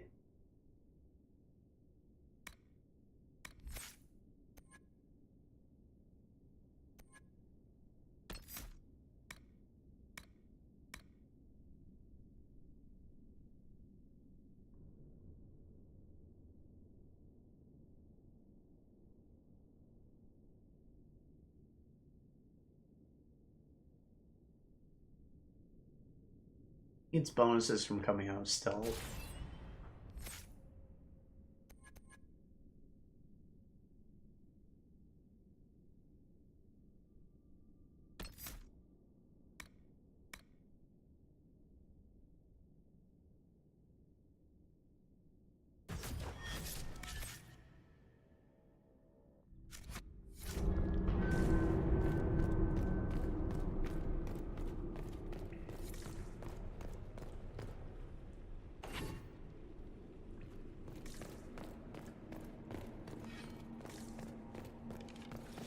Darkspawn are getting worse.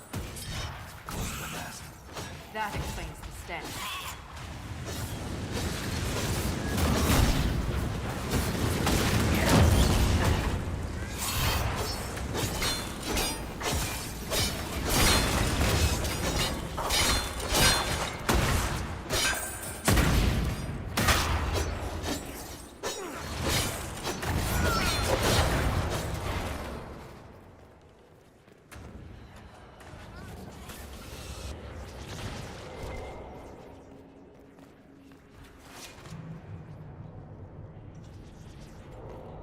Enough.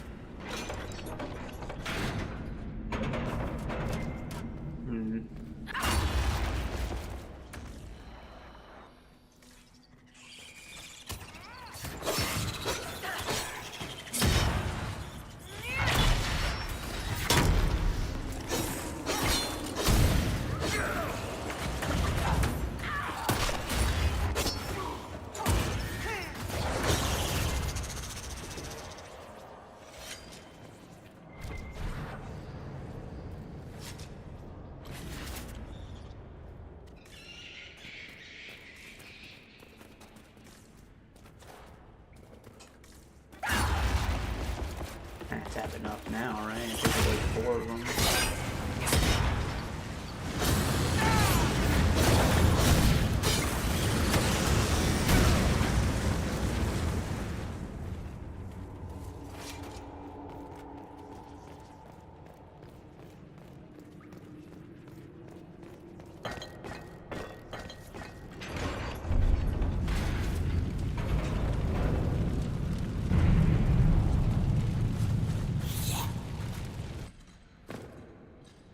Was I supposed to come here?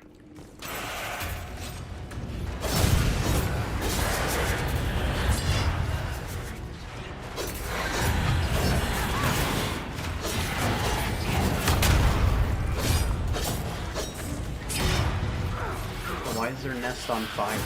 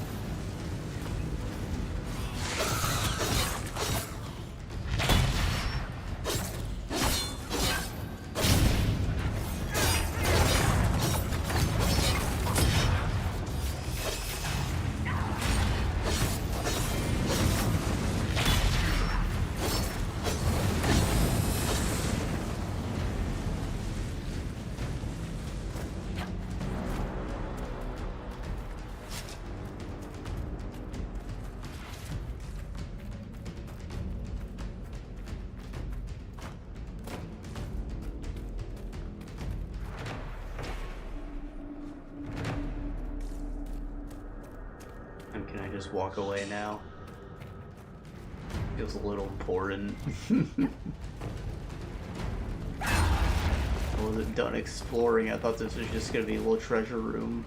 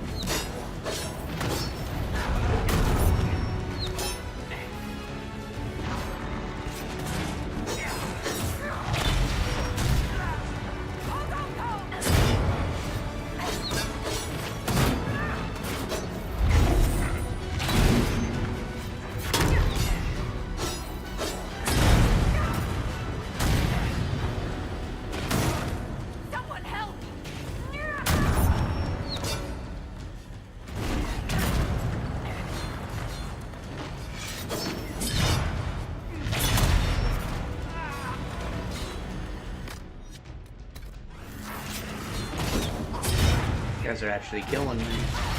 Pretty easy.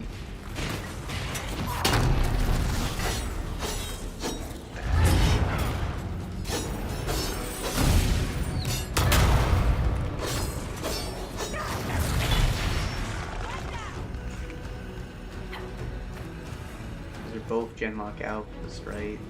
Don't count towards the objective.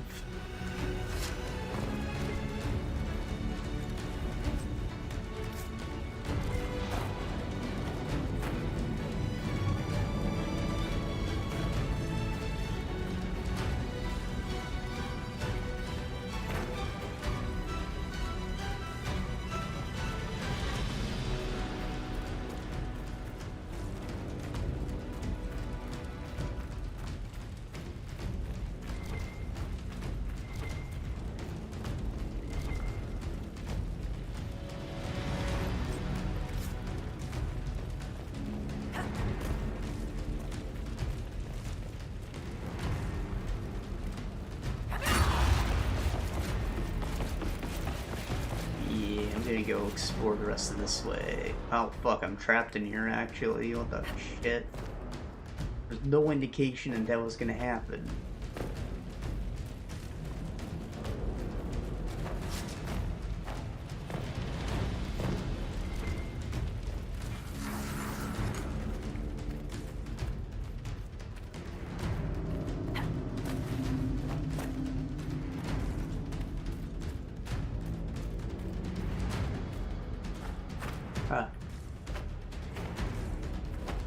Maybe I should put the health regen thing in my shield.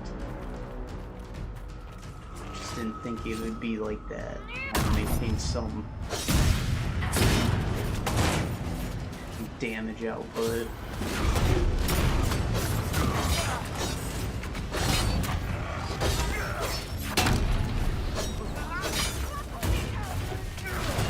I don't really notice the call traps at all. Like, I don't know if they're a one-time use thing or what. I feel like I haven't seen them flying out of me. I don't think I've ever seen Bear Grill use them either. Supposed to, because he's the trap master and all.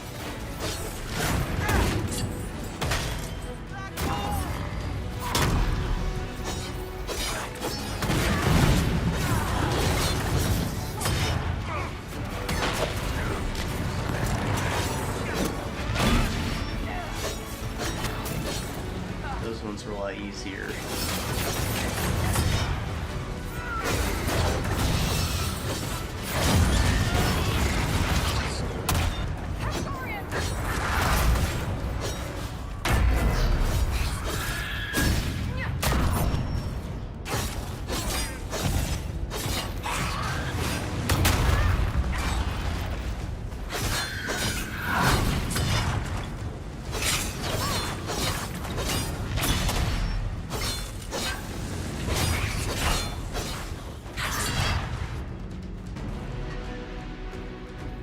so.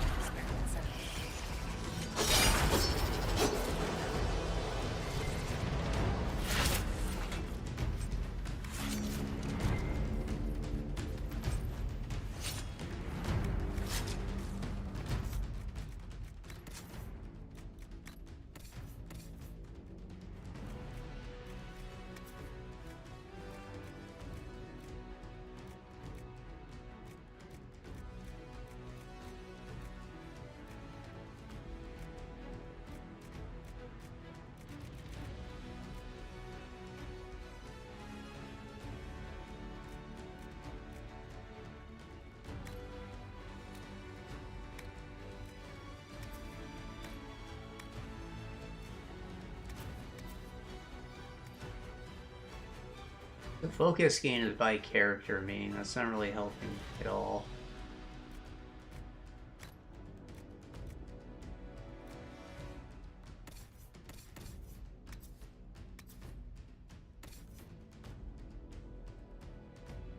Here I have general magic defense too. Maybe I give it the black ball.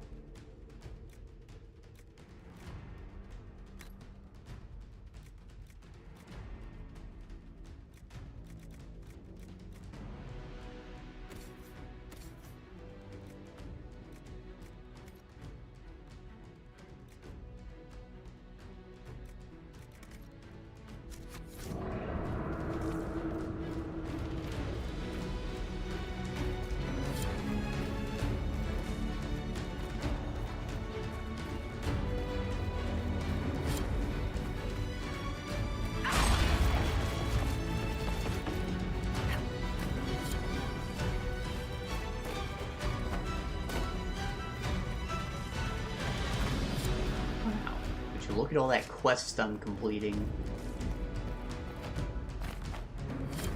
So much of a quest.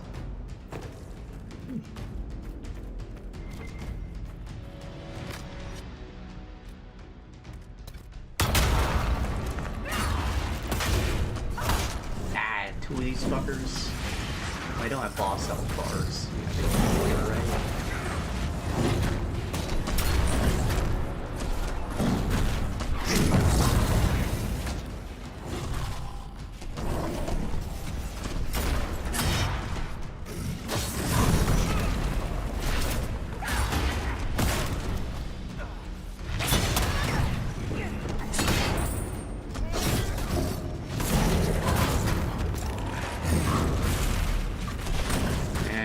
Consider what happened to King Kalen.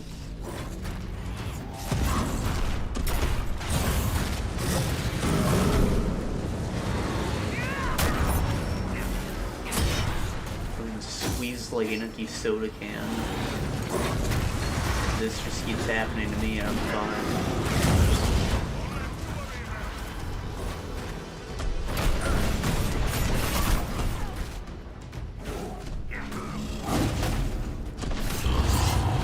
Stop.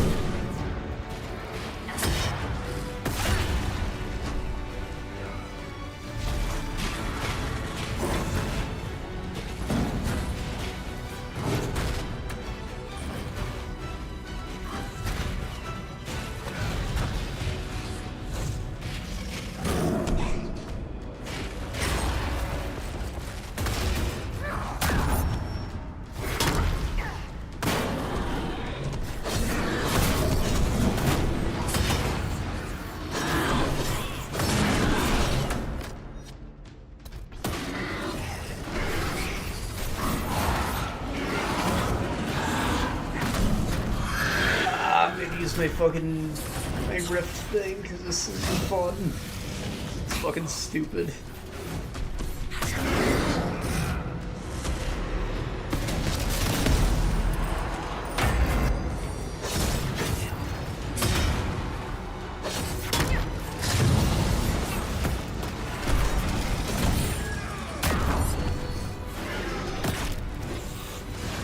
Oh, I got the mage at least. That was helpful.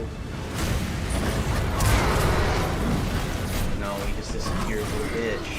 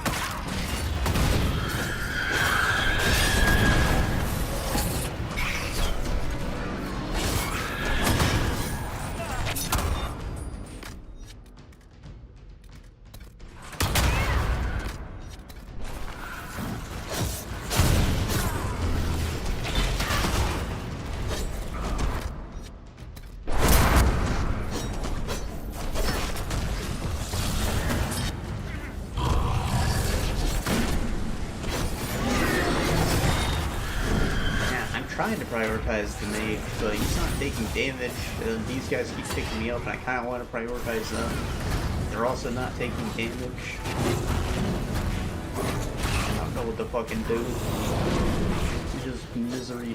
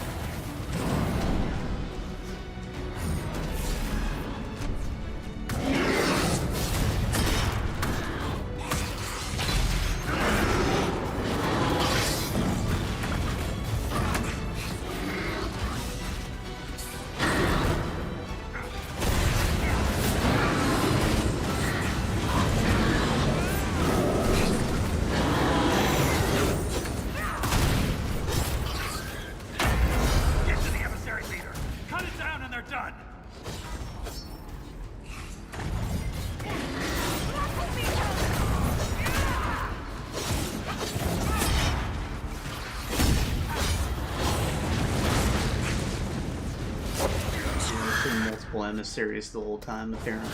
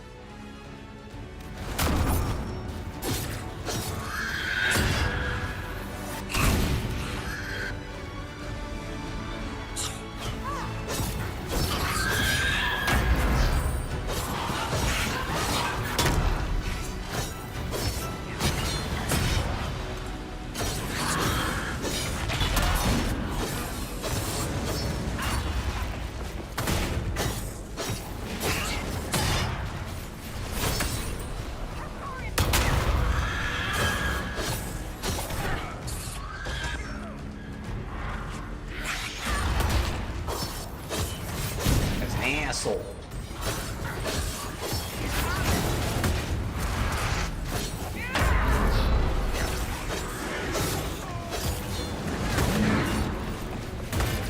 Keep summoning fucking gem locks.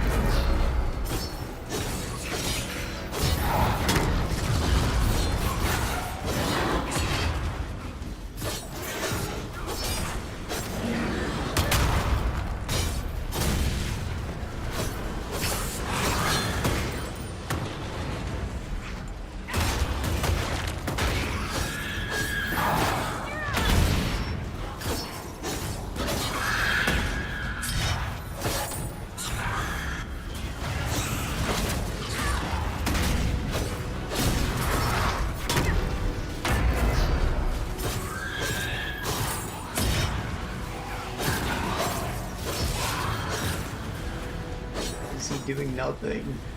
Fuck that guy.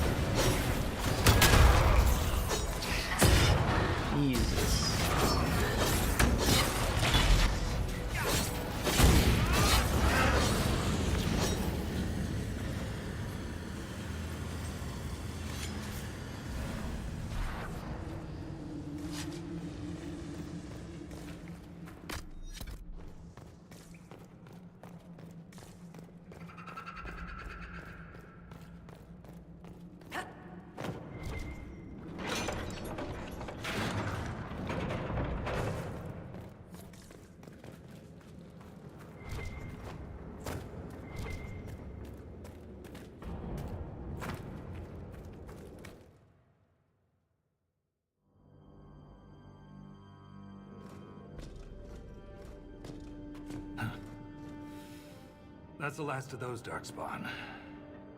Legion's in your debt, Inquisitor. Look at this, Ren. It's ancient. Maybe 1,000 years old.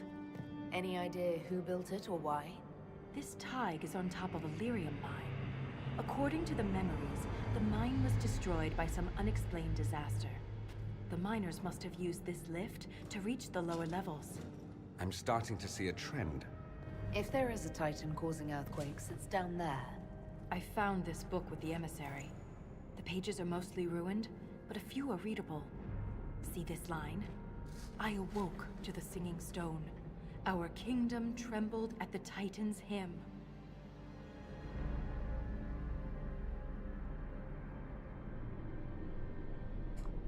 It would seem you're not the first to connect earthquakes to Titans.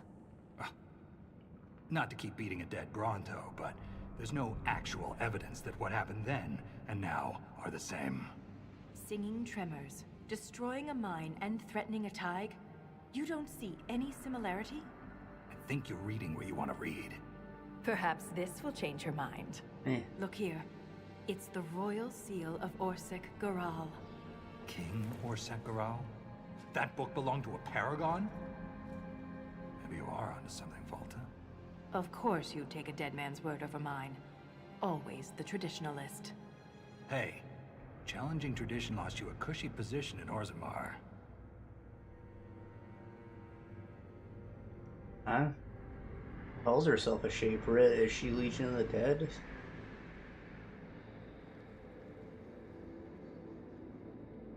What does he mean, you lost your position? I thought you were a Shaper. Not all Shapers have the same duties. Mine were adjusted. When my superiors ordered me to remove an official record from the memories, I declined. We decided it would be best if I served the Shaperate here, finding history instead of recording it.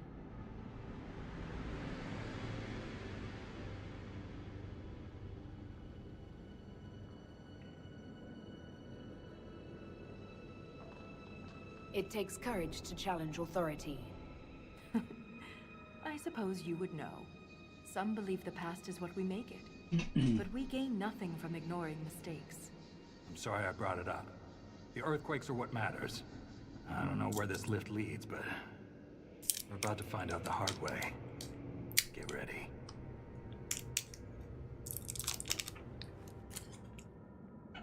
Alright, so that was a big section. Led to a camp. There's another lift, probably another map.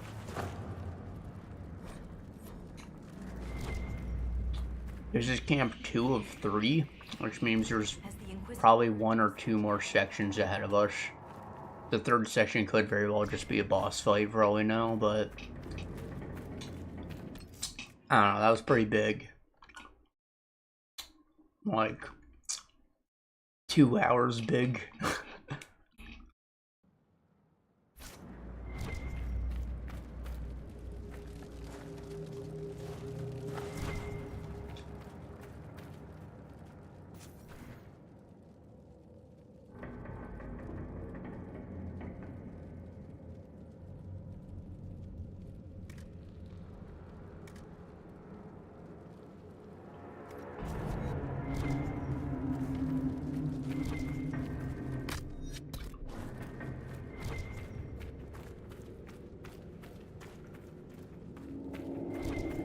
Wonder if I can go back now.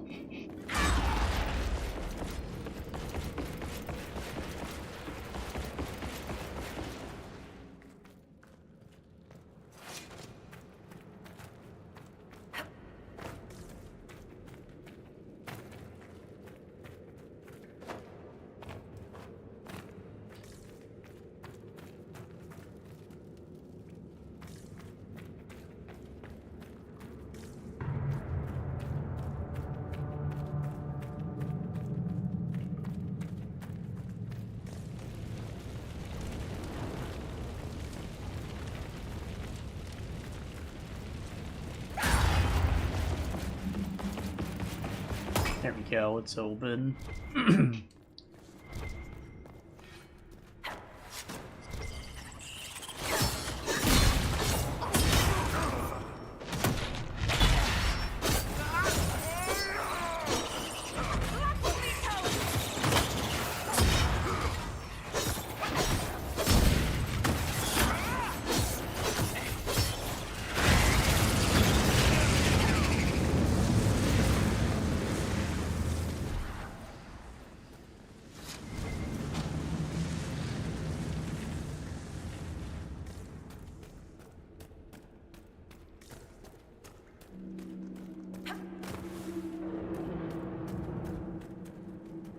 Ah, sounds like a side path. Been over here already. What? I don't know what he wants. He's not like begging at the door or anything.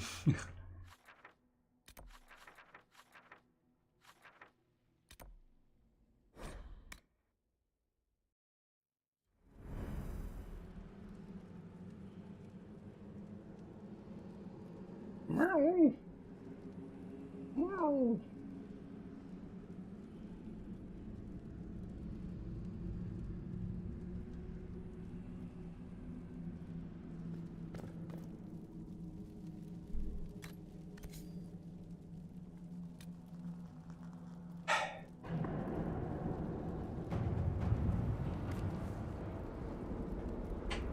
The Inquisition has located several casks of dwarven ale in the upper rooms. Darkspawn Warrens, recovering them intact could be challenging, but success could mean sizable boosts to morale of Legion troops. Set up a pulley system, wow.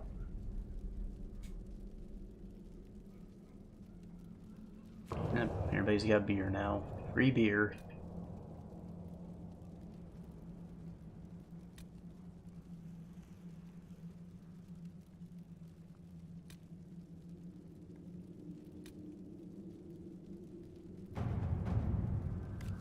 The Inquisition has identified a location near the entrance to Heidrun Thaig that is ripe for exploration. Are these just like extra mini rooms?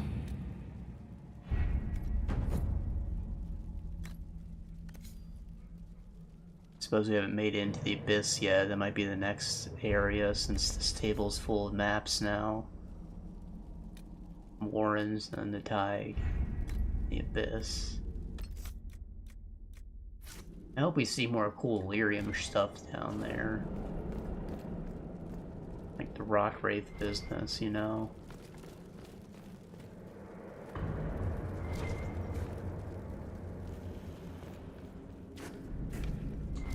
Can't upgrade my potions here. Lame.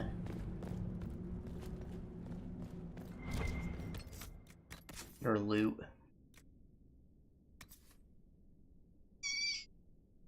Chain lightning damage, wow. Dorian.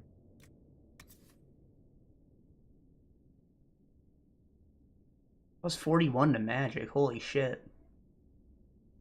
2 seconds of walking fortress is nice, but goddamn.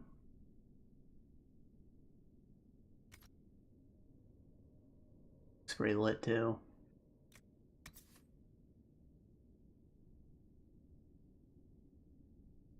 Guard on hit, sword. Not bad. 27 strength.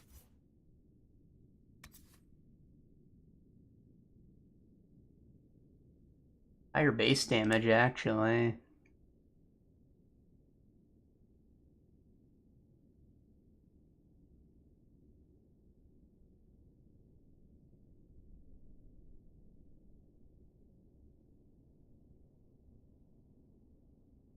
But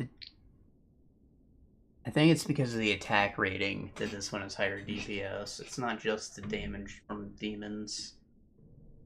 One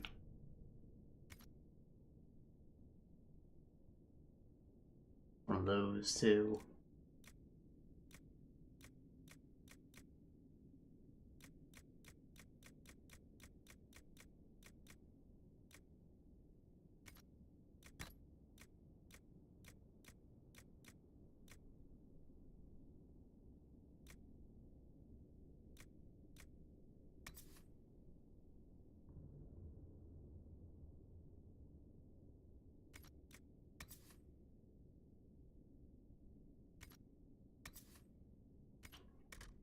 Worthless, there is no dwarf warrior.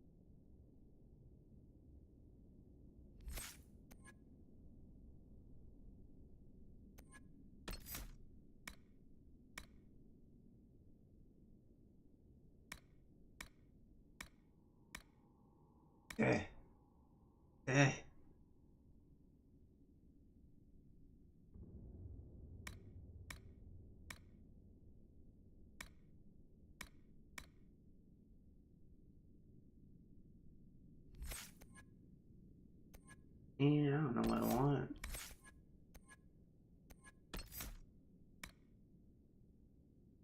Guess he gets stats if you go for this. I don't think that he necessarily wants this, because you gotta be kind of close, sounds like.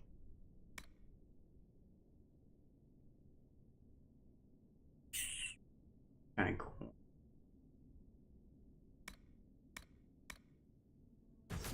Maybe he'll use that auto-magically.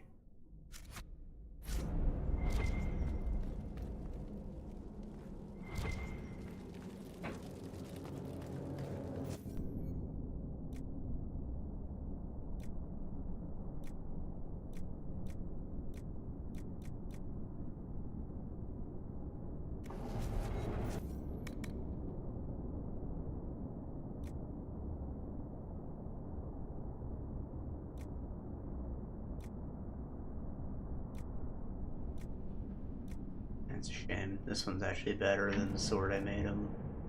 That's cloth though, so it might have different stats.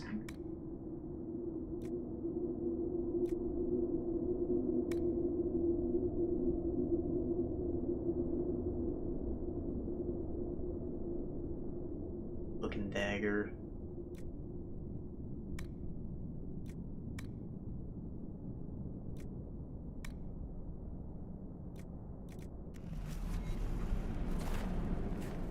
You can put a rune in Dorian's staff, right?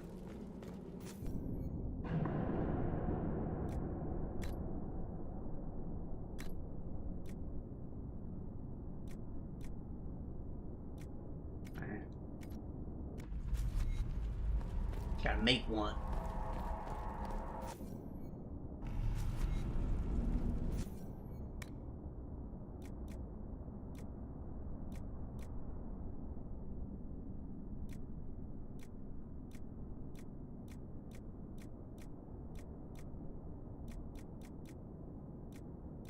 So, cleansing is for Darkspawn, right?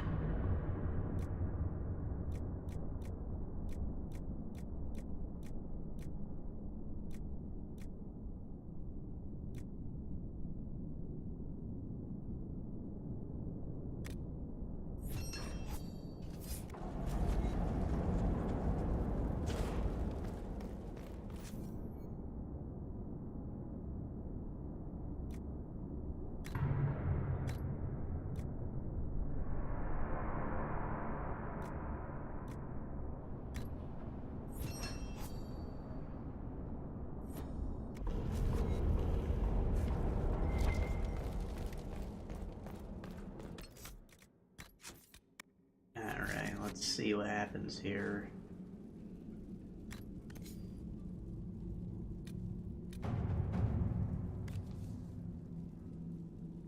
Scouts are ensuring construction team safety. Going to hire best dwarven engineer. All our best orders will accompany construction team.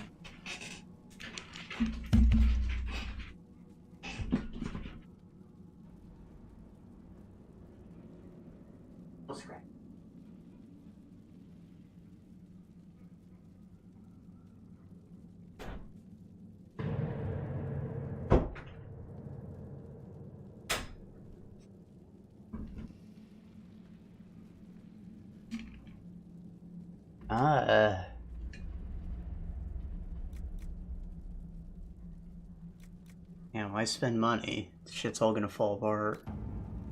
Just defend them.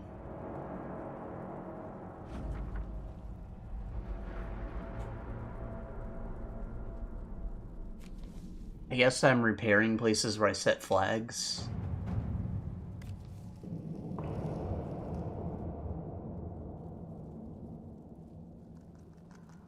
The Inquisition discovered an interesting artifact halfway down the ruins of Heidrun Thaig. Construction team built a bridge to grants access to the large monument in the center of the cavern. Yeah, I'm just gonna send soldiers to all of these. Like, we're in the fucking deep roads. Not fuck around.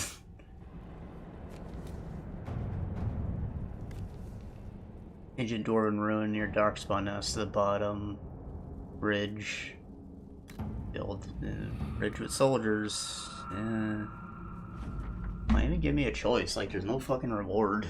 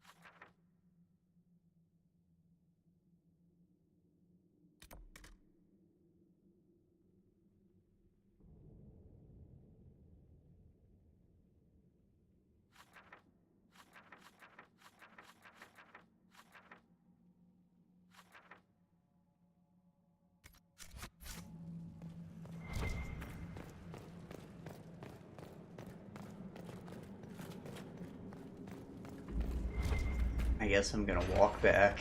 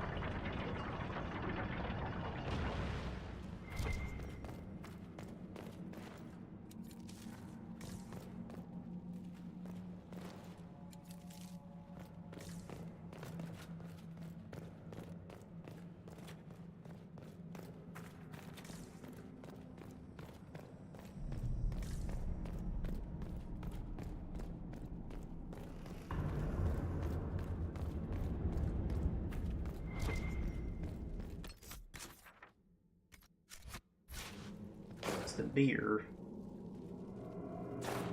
Out of the way!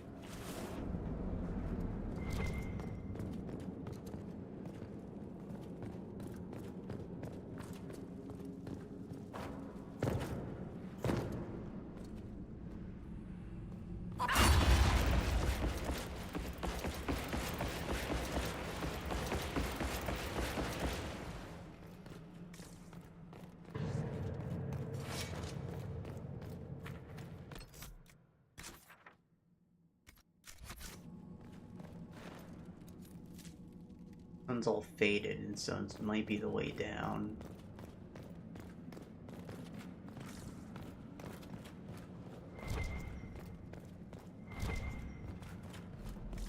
Did that messenger who came through camp have any news about Orzammar? The food shortage. More riots. There's unrest from Dusttown to the Diamond Quarters. Can't have the Deep Lords going hungry. I made sure your mother and brother are safe. That wasn't necessary. You're welcome. On a mug. Happy Rocktoberfest, brothers.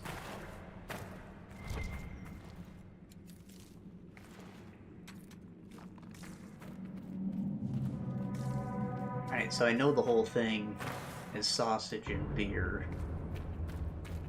Or bratwurst, I guess. In Deep Rock Galactic, they got the best worst beer. Which is just beer with a big old sausage stuck in it. You like pull it out, it's fucking huge, and you munch on it. It's like it's been soaking in the beer the whole time. Is that good or nah? I feel like it would be weird to have it sitting in a cold beer. Like either the sausage is cold or the beer got hot from the sausage being in it. Like, I understand there's value in like beer battering and beer frying things. I've had them, they're very good, but just like dipping a sausage in beer, it sounds very strange. Is that how they do it? Is that real, or is that, have I been memed? I've never done to an Oktoberfest celebration.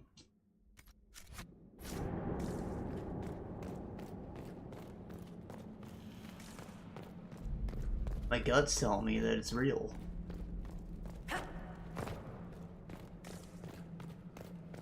And then, like, if it's absorbing the beer, does that mean that there's grease dripping out into your beer too?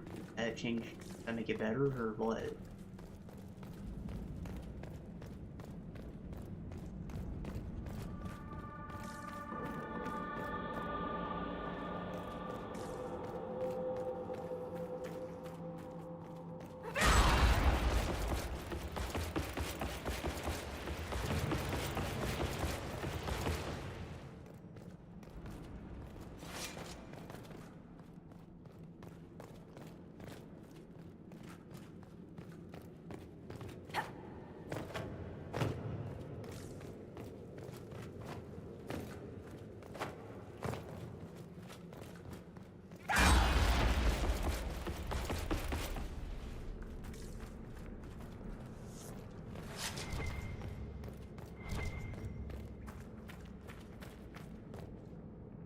Oh, look at those. Nice bridge. And there's a fast travel point now. Wow.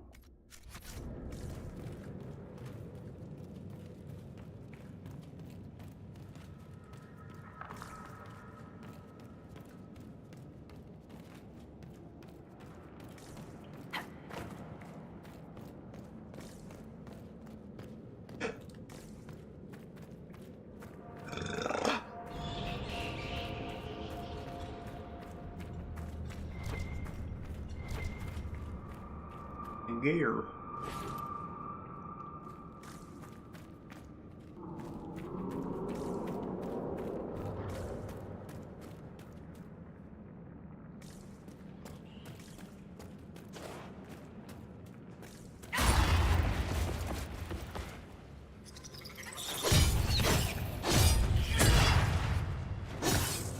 That building. Those rocks.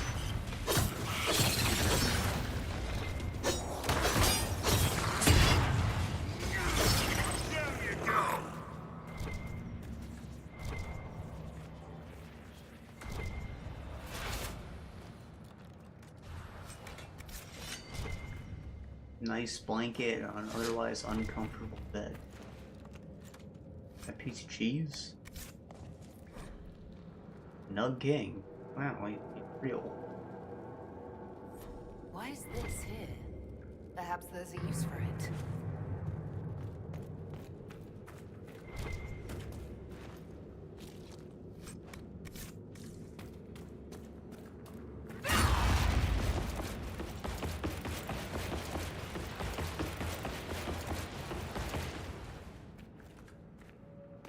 What happened there? Did they mess up? Or is that like a part of the structure? I guess it could be. I know like ceilings, they have the sideways beams. Don't divert. Doesn't look right though.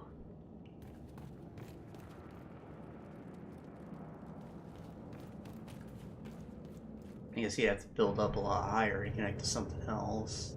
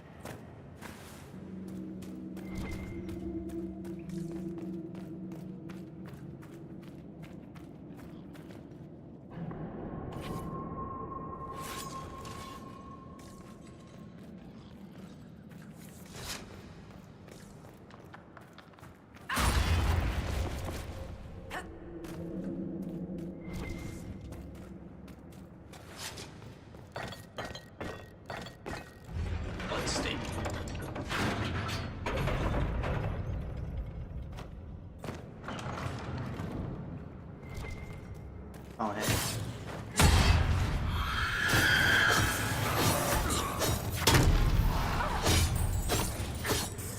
He doesn't have goons to summon.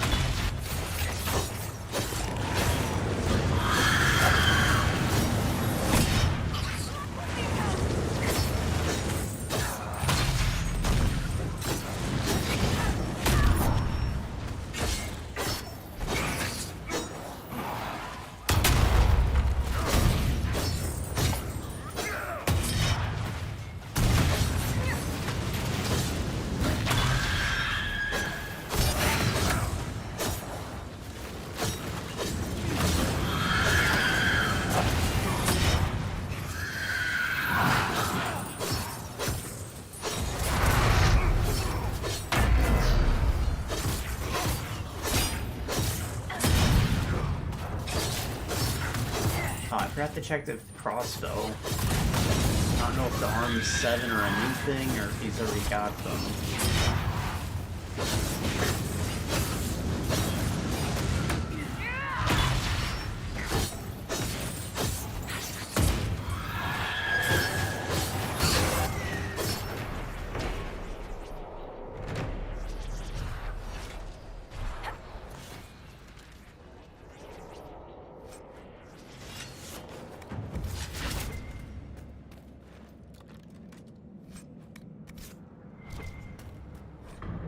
Mug.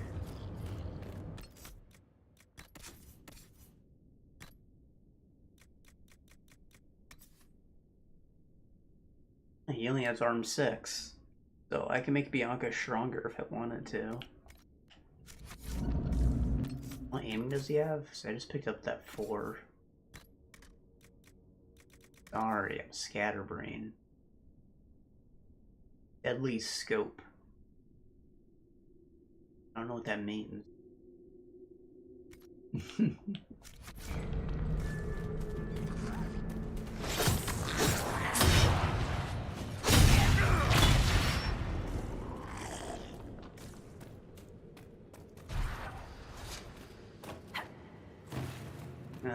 Wood block.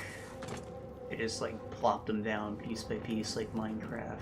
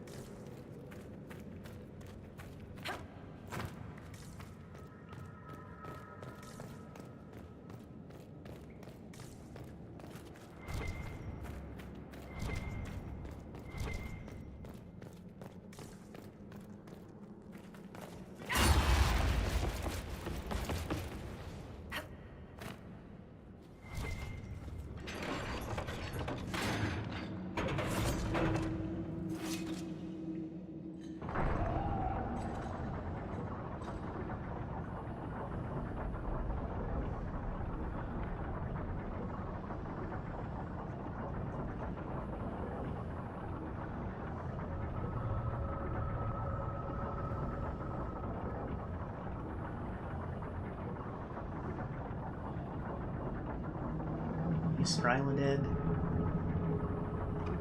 With, like, his face punched in?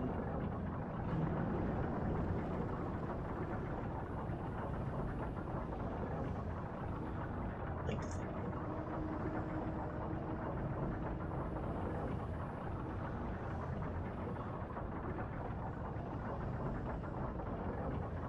they give you something nicer to look at while you're riding this thing down in a big open space, but nah.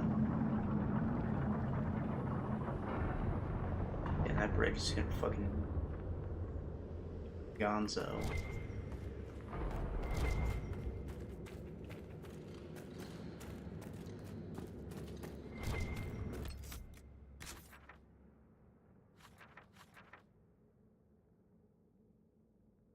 Yeah.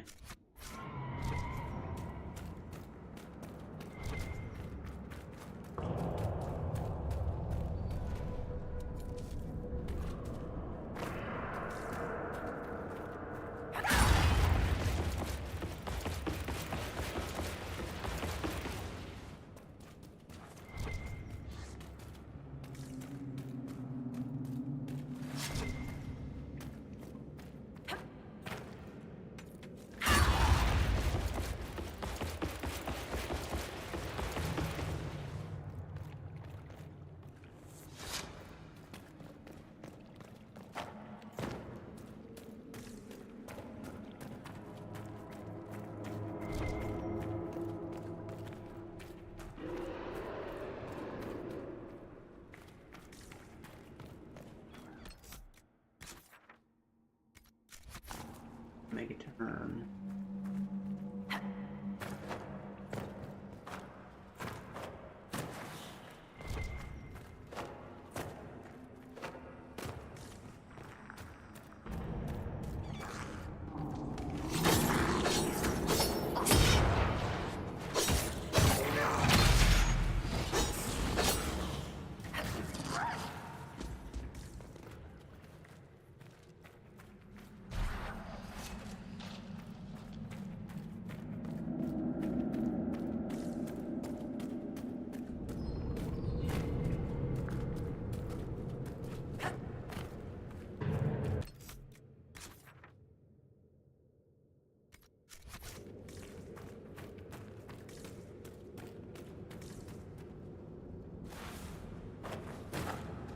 Down there.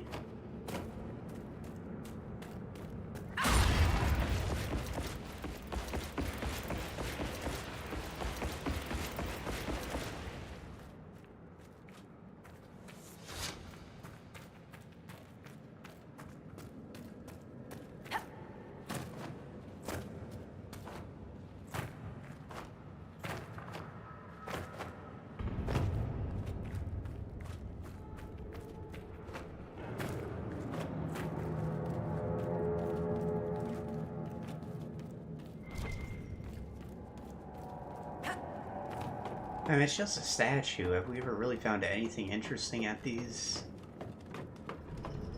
That's worth the effort? In the desert, I guess there were landmarks where the above ground Thaigs were, but that's unusual.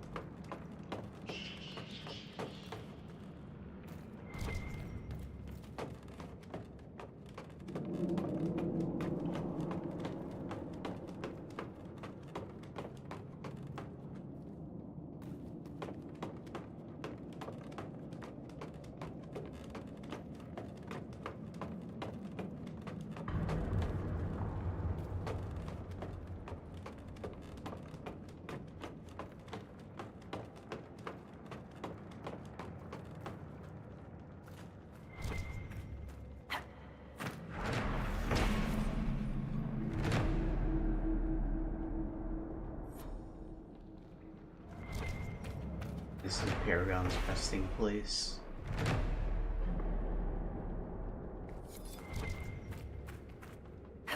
Oh, whoa! Whoa!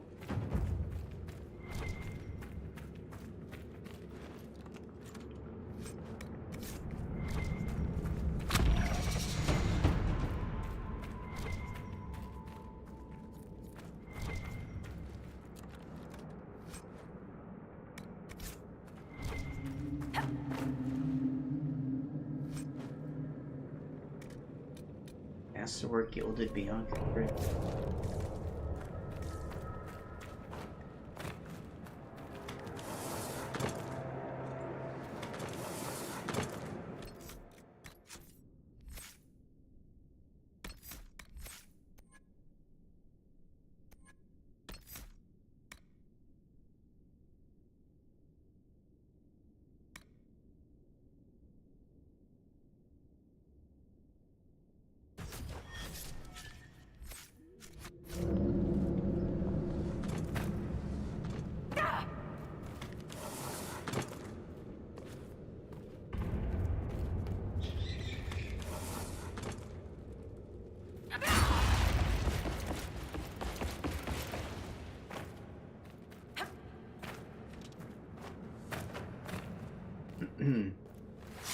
Axe weakening the enemy seems like something a tank should have, don't you think? Like, why is it not in the shield tree? I don't know if it'll even apply with a one-handed weapon, but it at least gave me a stat boost.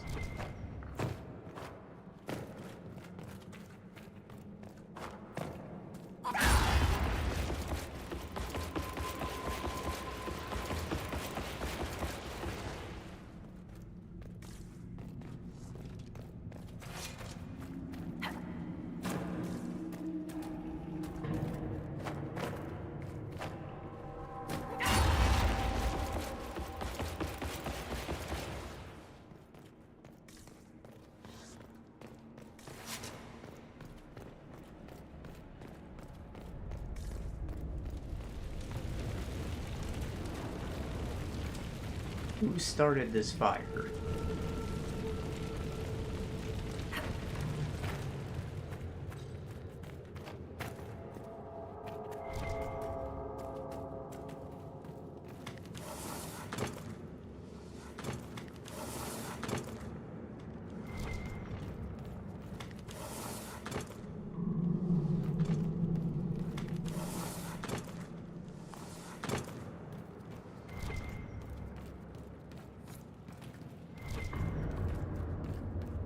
Mug.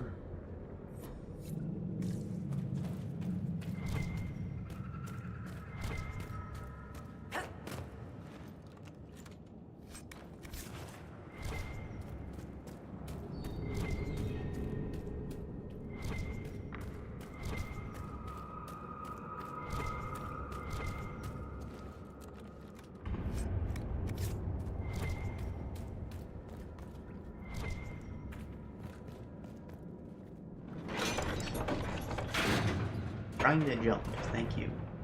Please. I'm trying to jump. I'm trying to jump.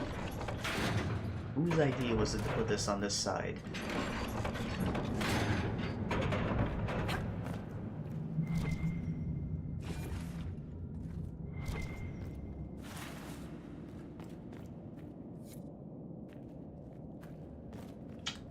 Yeah, those might be around the campsite down there. I didn't really explore that hillside. The way you run.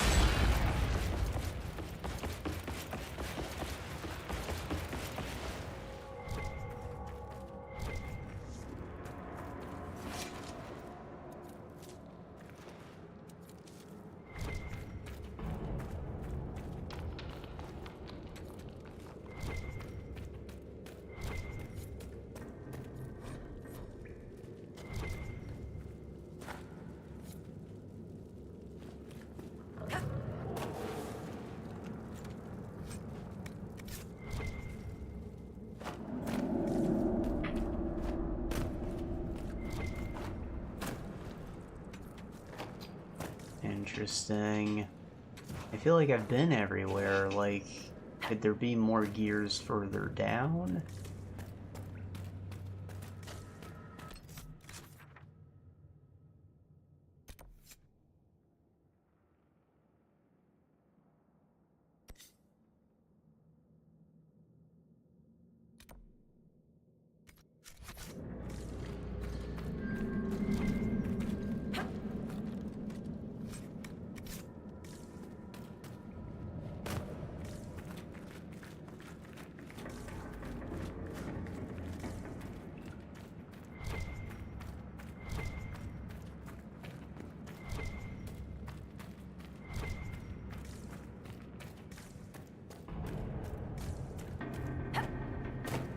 Was I maybe not supposed to be able to open all of them? I feel like the ones that had to reach out for probably get better rewards in them.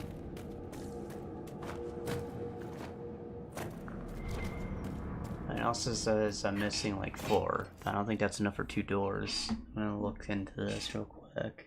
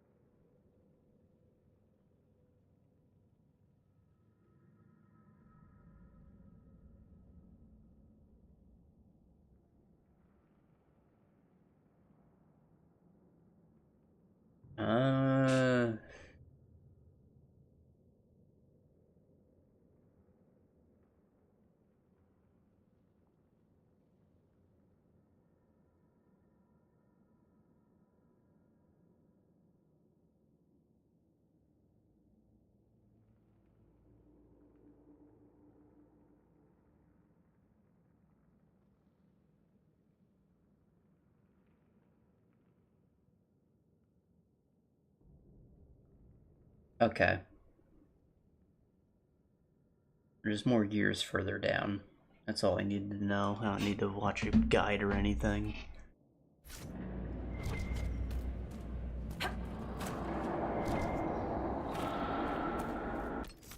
How are we on time? 3 hours. Maybe I don't want to go down just yet.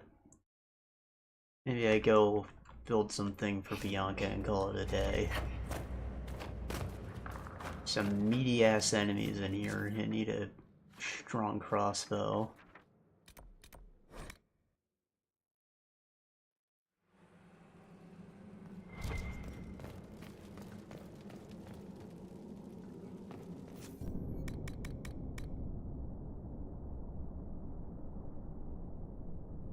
That looks powerful.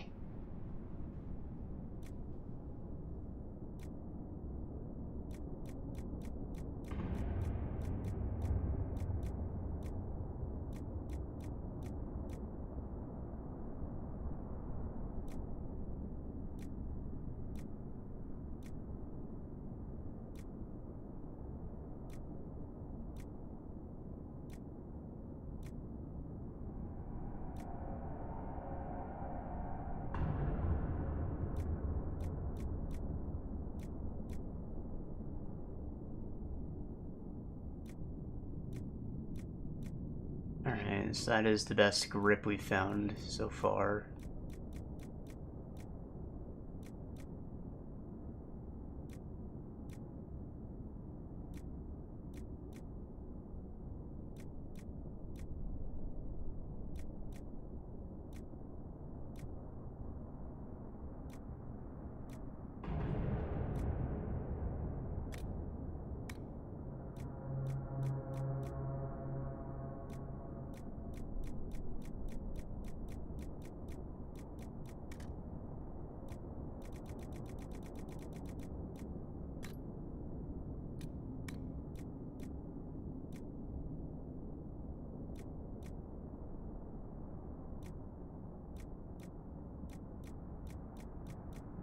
.30 armor penetration might be it.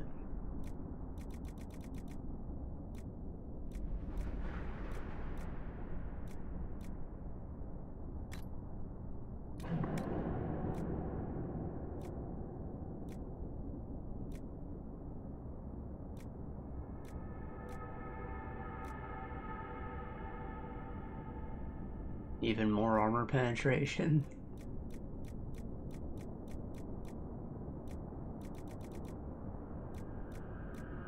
I mean, fuck it, right? You should have naturally high crits.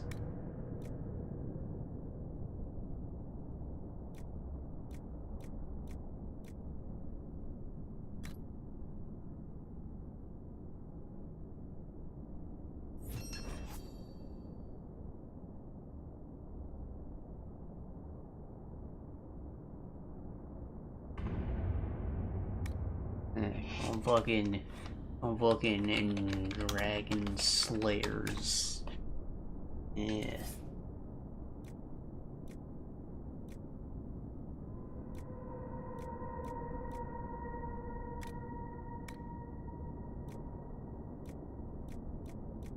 Dexterity. Cunning and dexterity split. And it's not so bad, really. Like,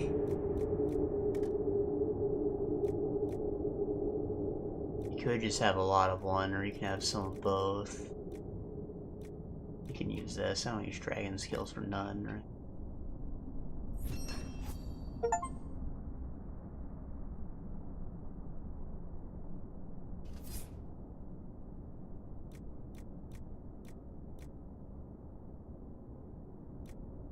Guessing this is my deadly scope, so this is gonna be stronger.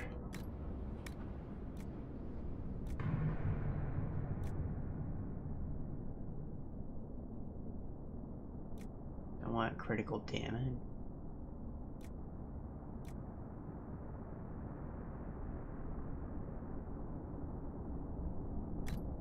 We should be at like 100% armor penetration now, right? Very close.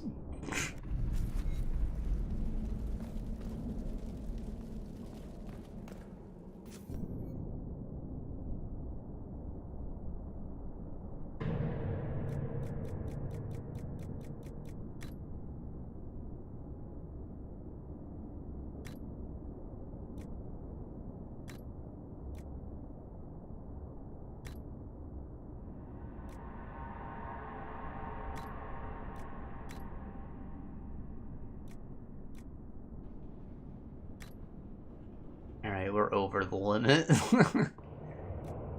Oh well. Fuck it, am I right?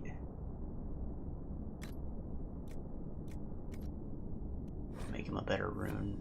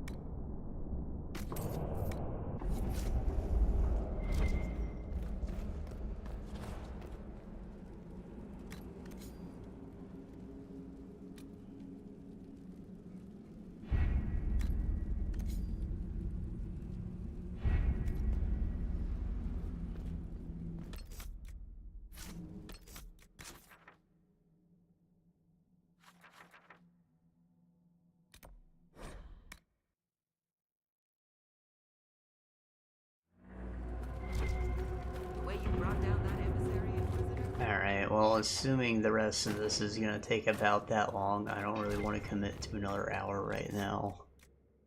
Considering the drab scenery and the tanky enemies, like, I'm good. So, that's all we've got for today. We'll probably finish the other half of this next time, and then, I don't know, that might be 2 or 3 hours. We'll see if we start the next thing, too. I know things look cooler there at least, but maybe we're about to dive into something crazy in this uncharted abyss. We'll see. Anyways, bye-bye.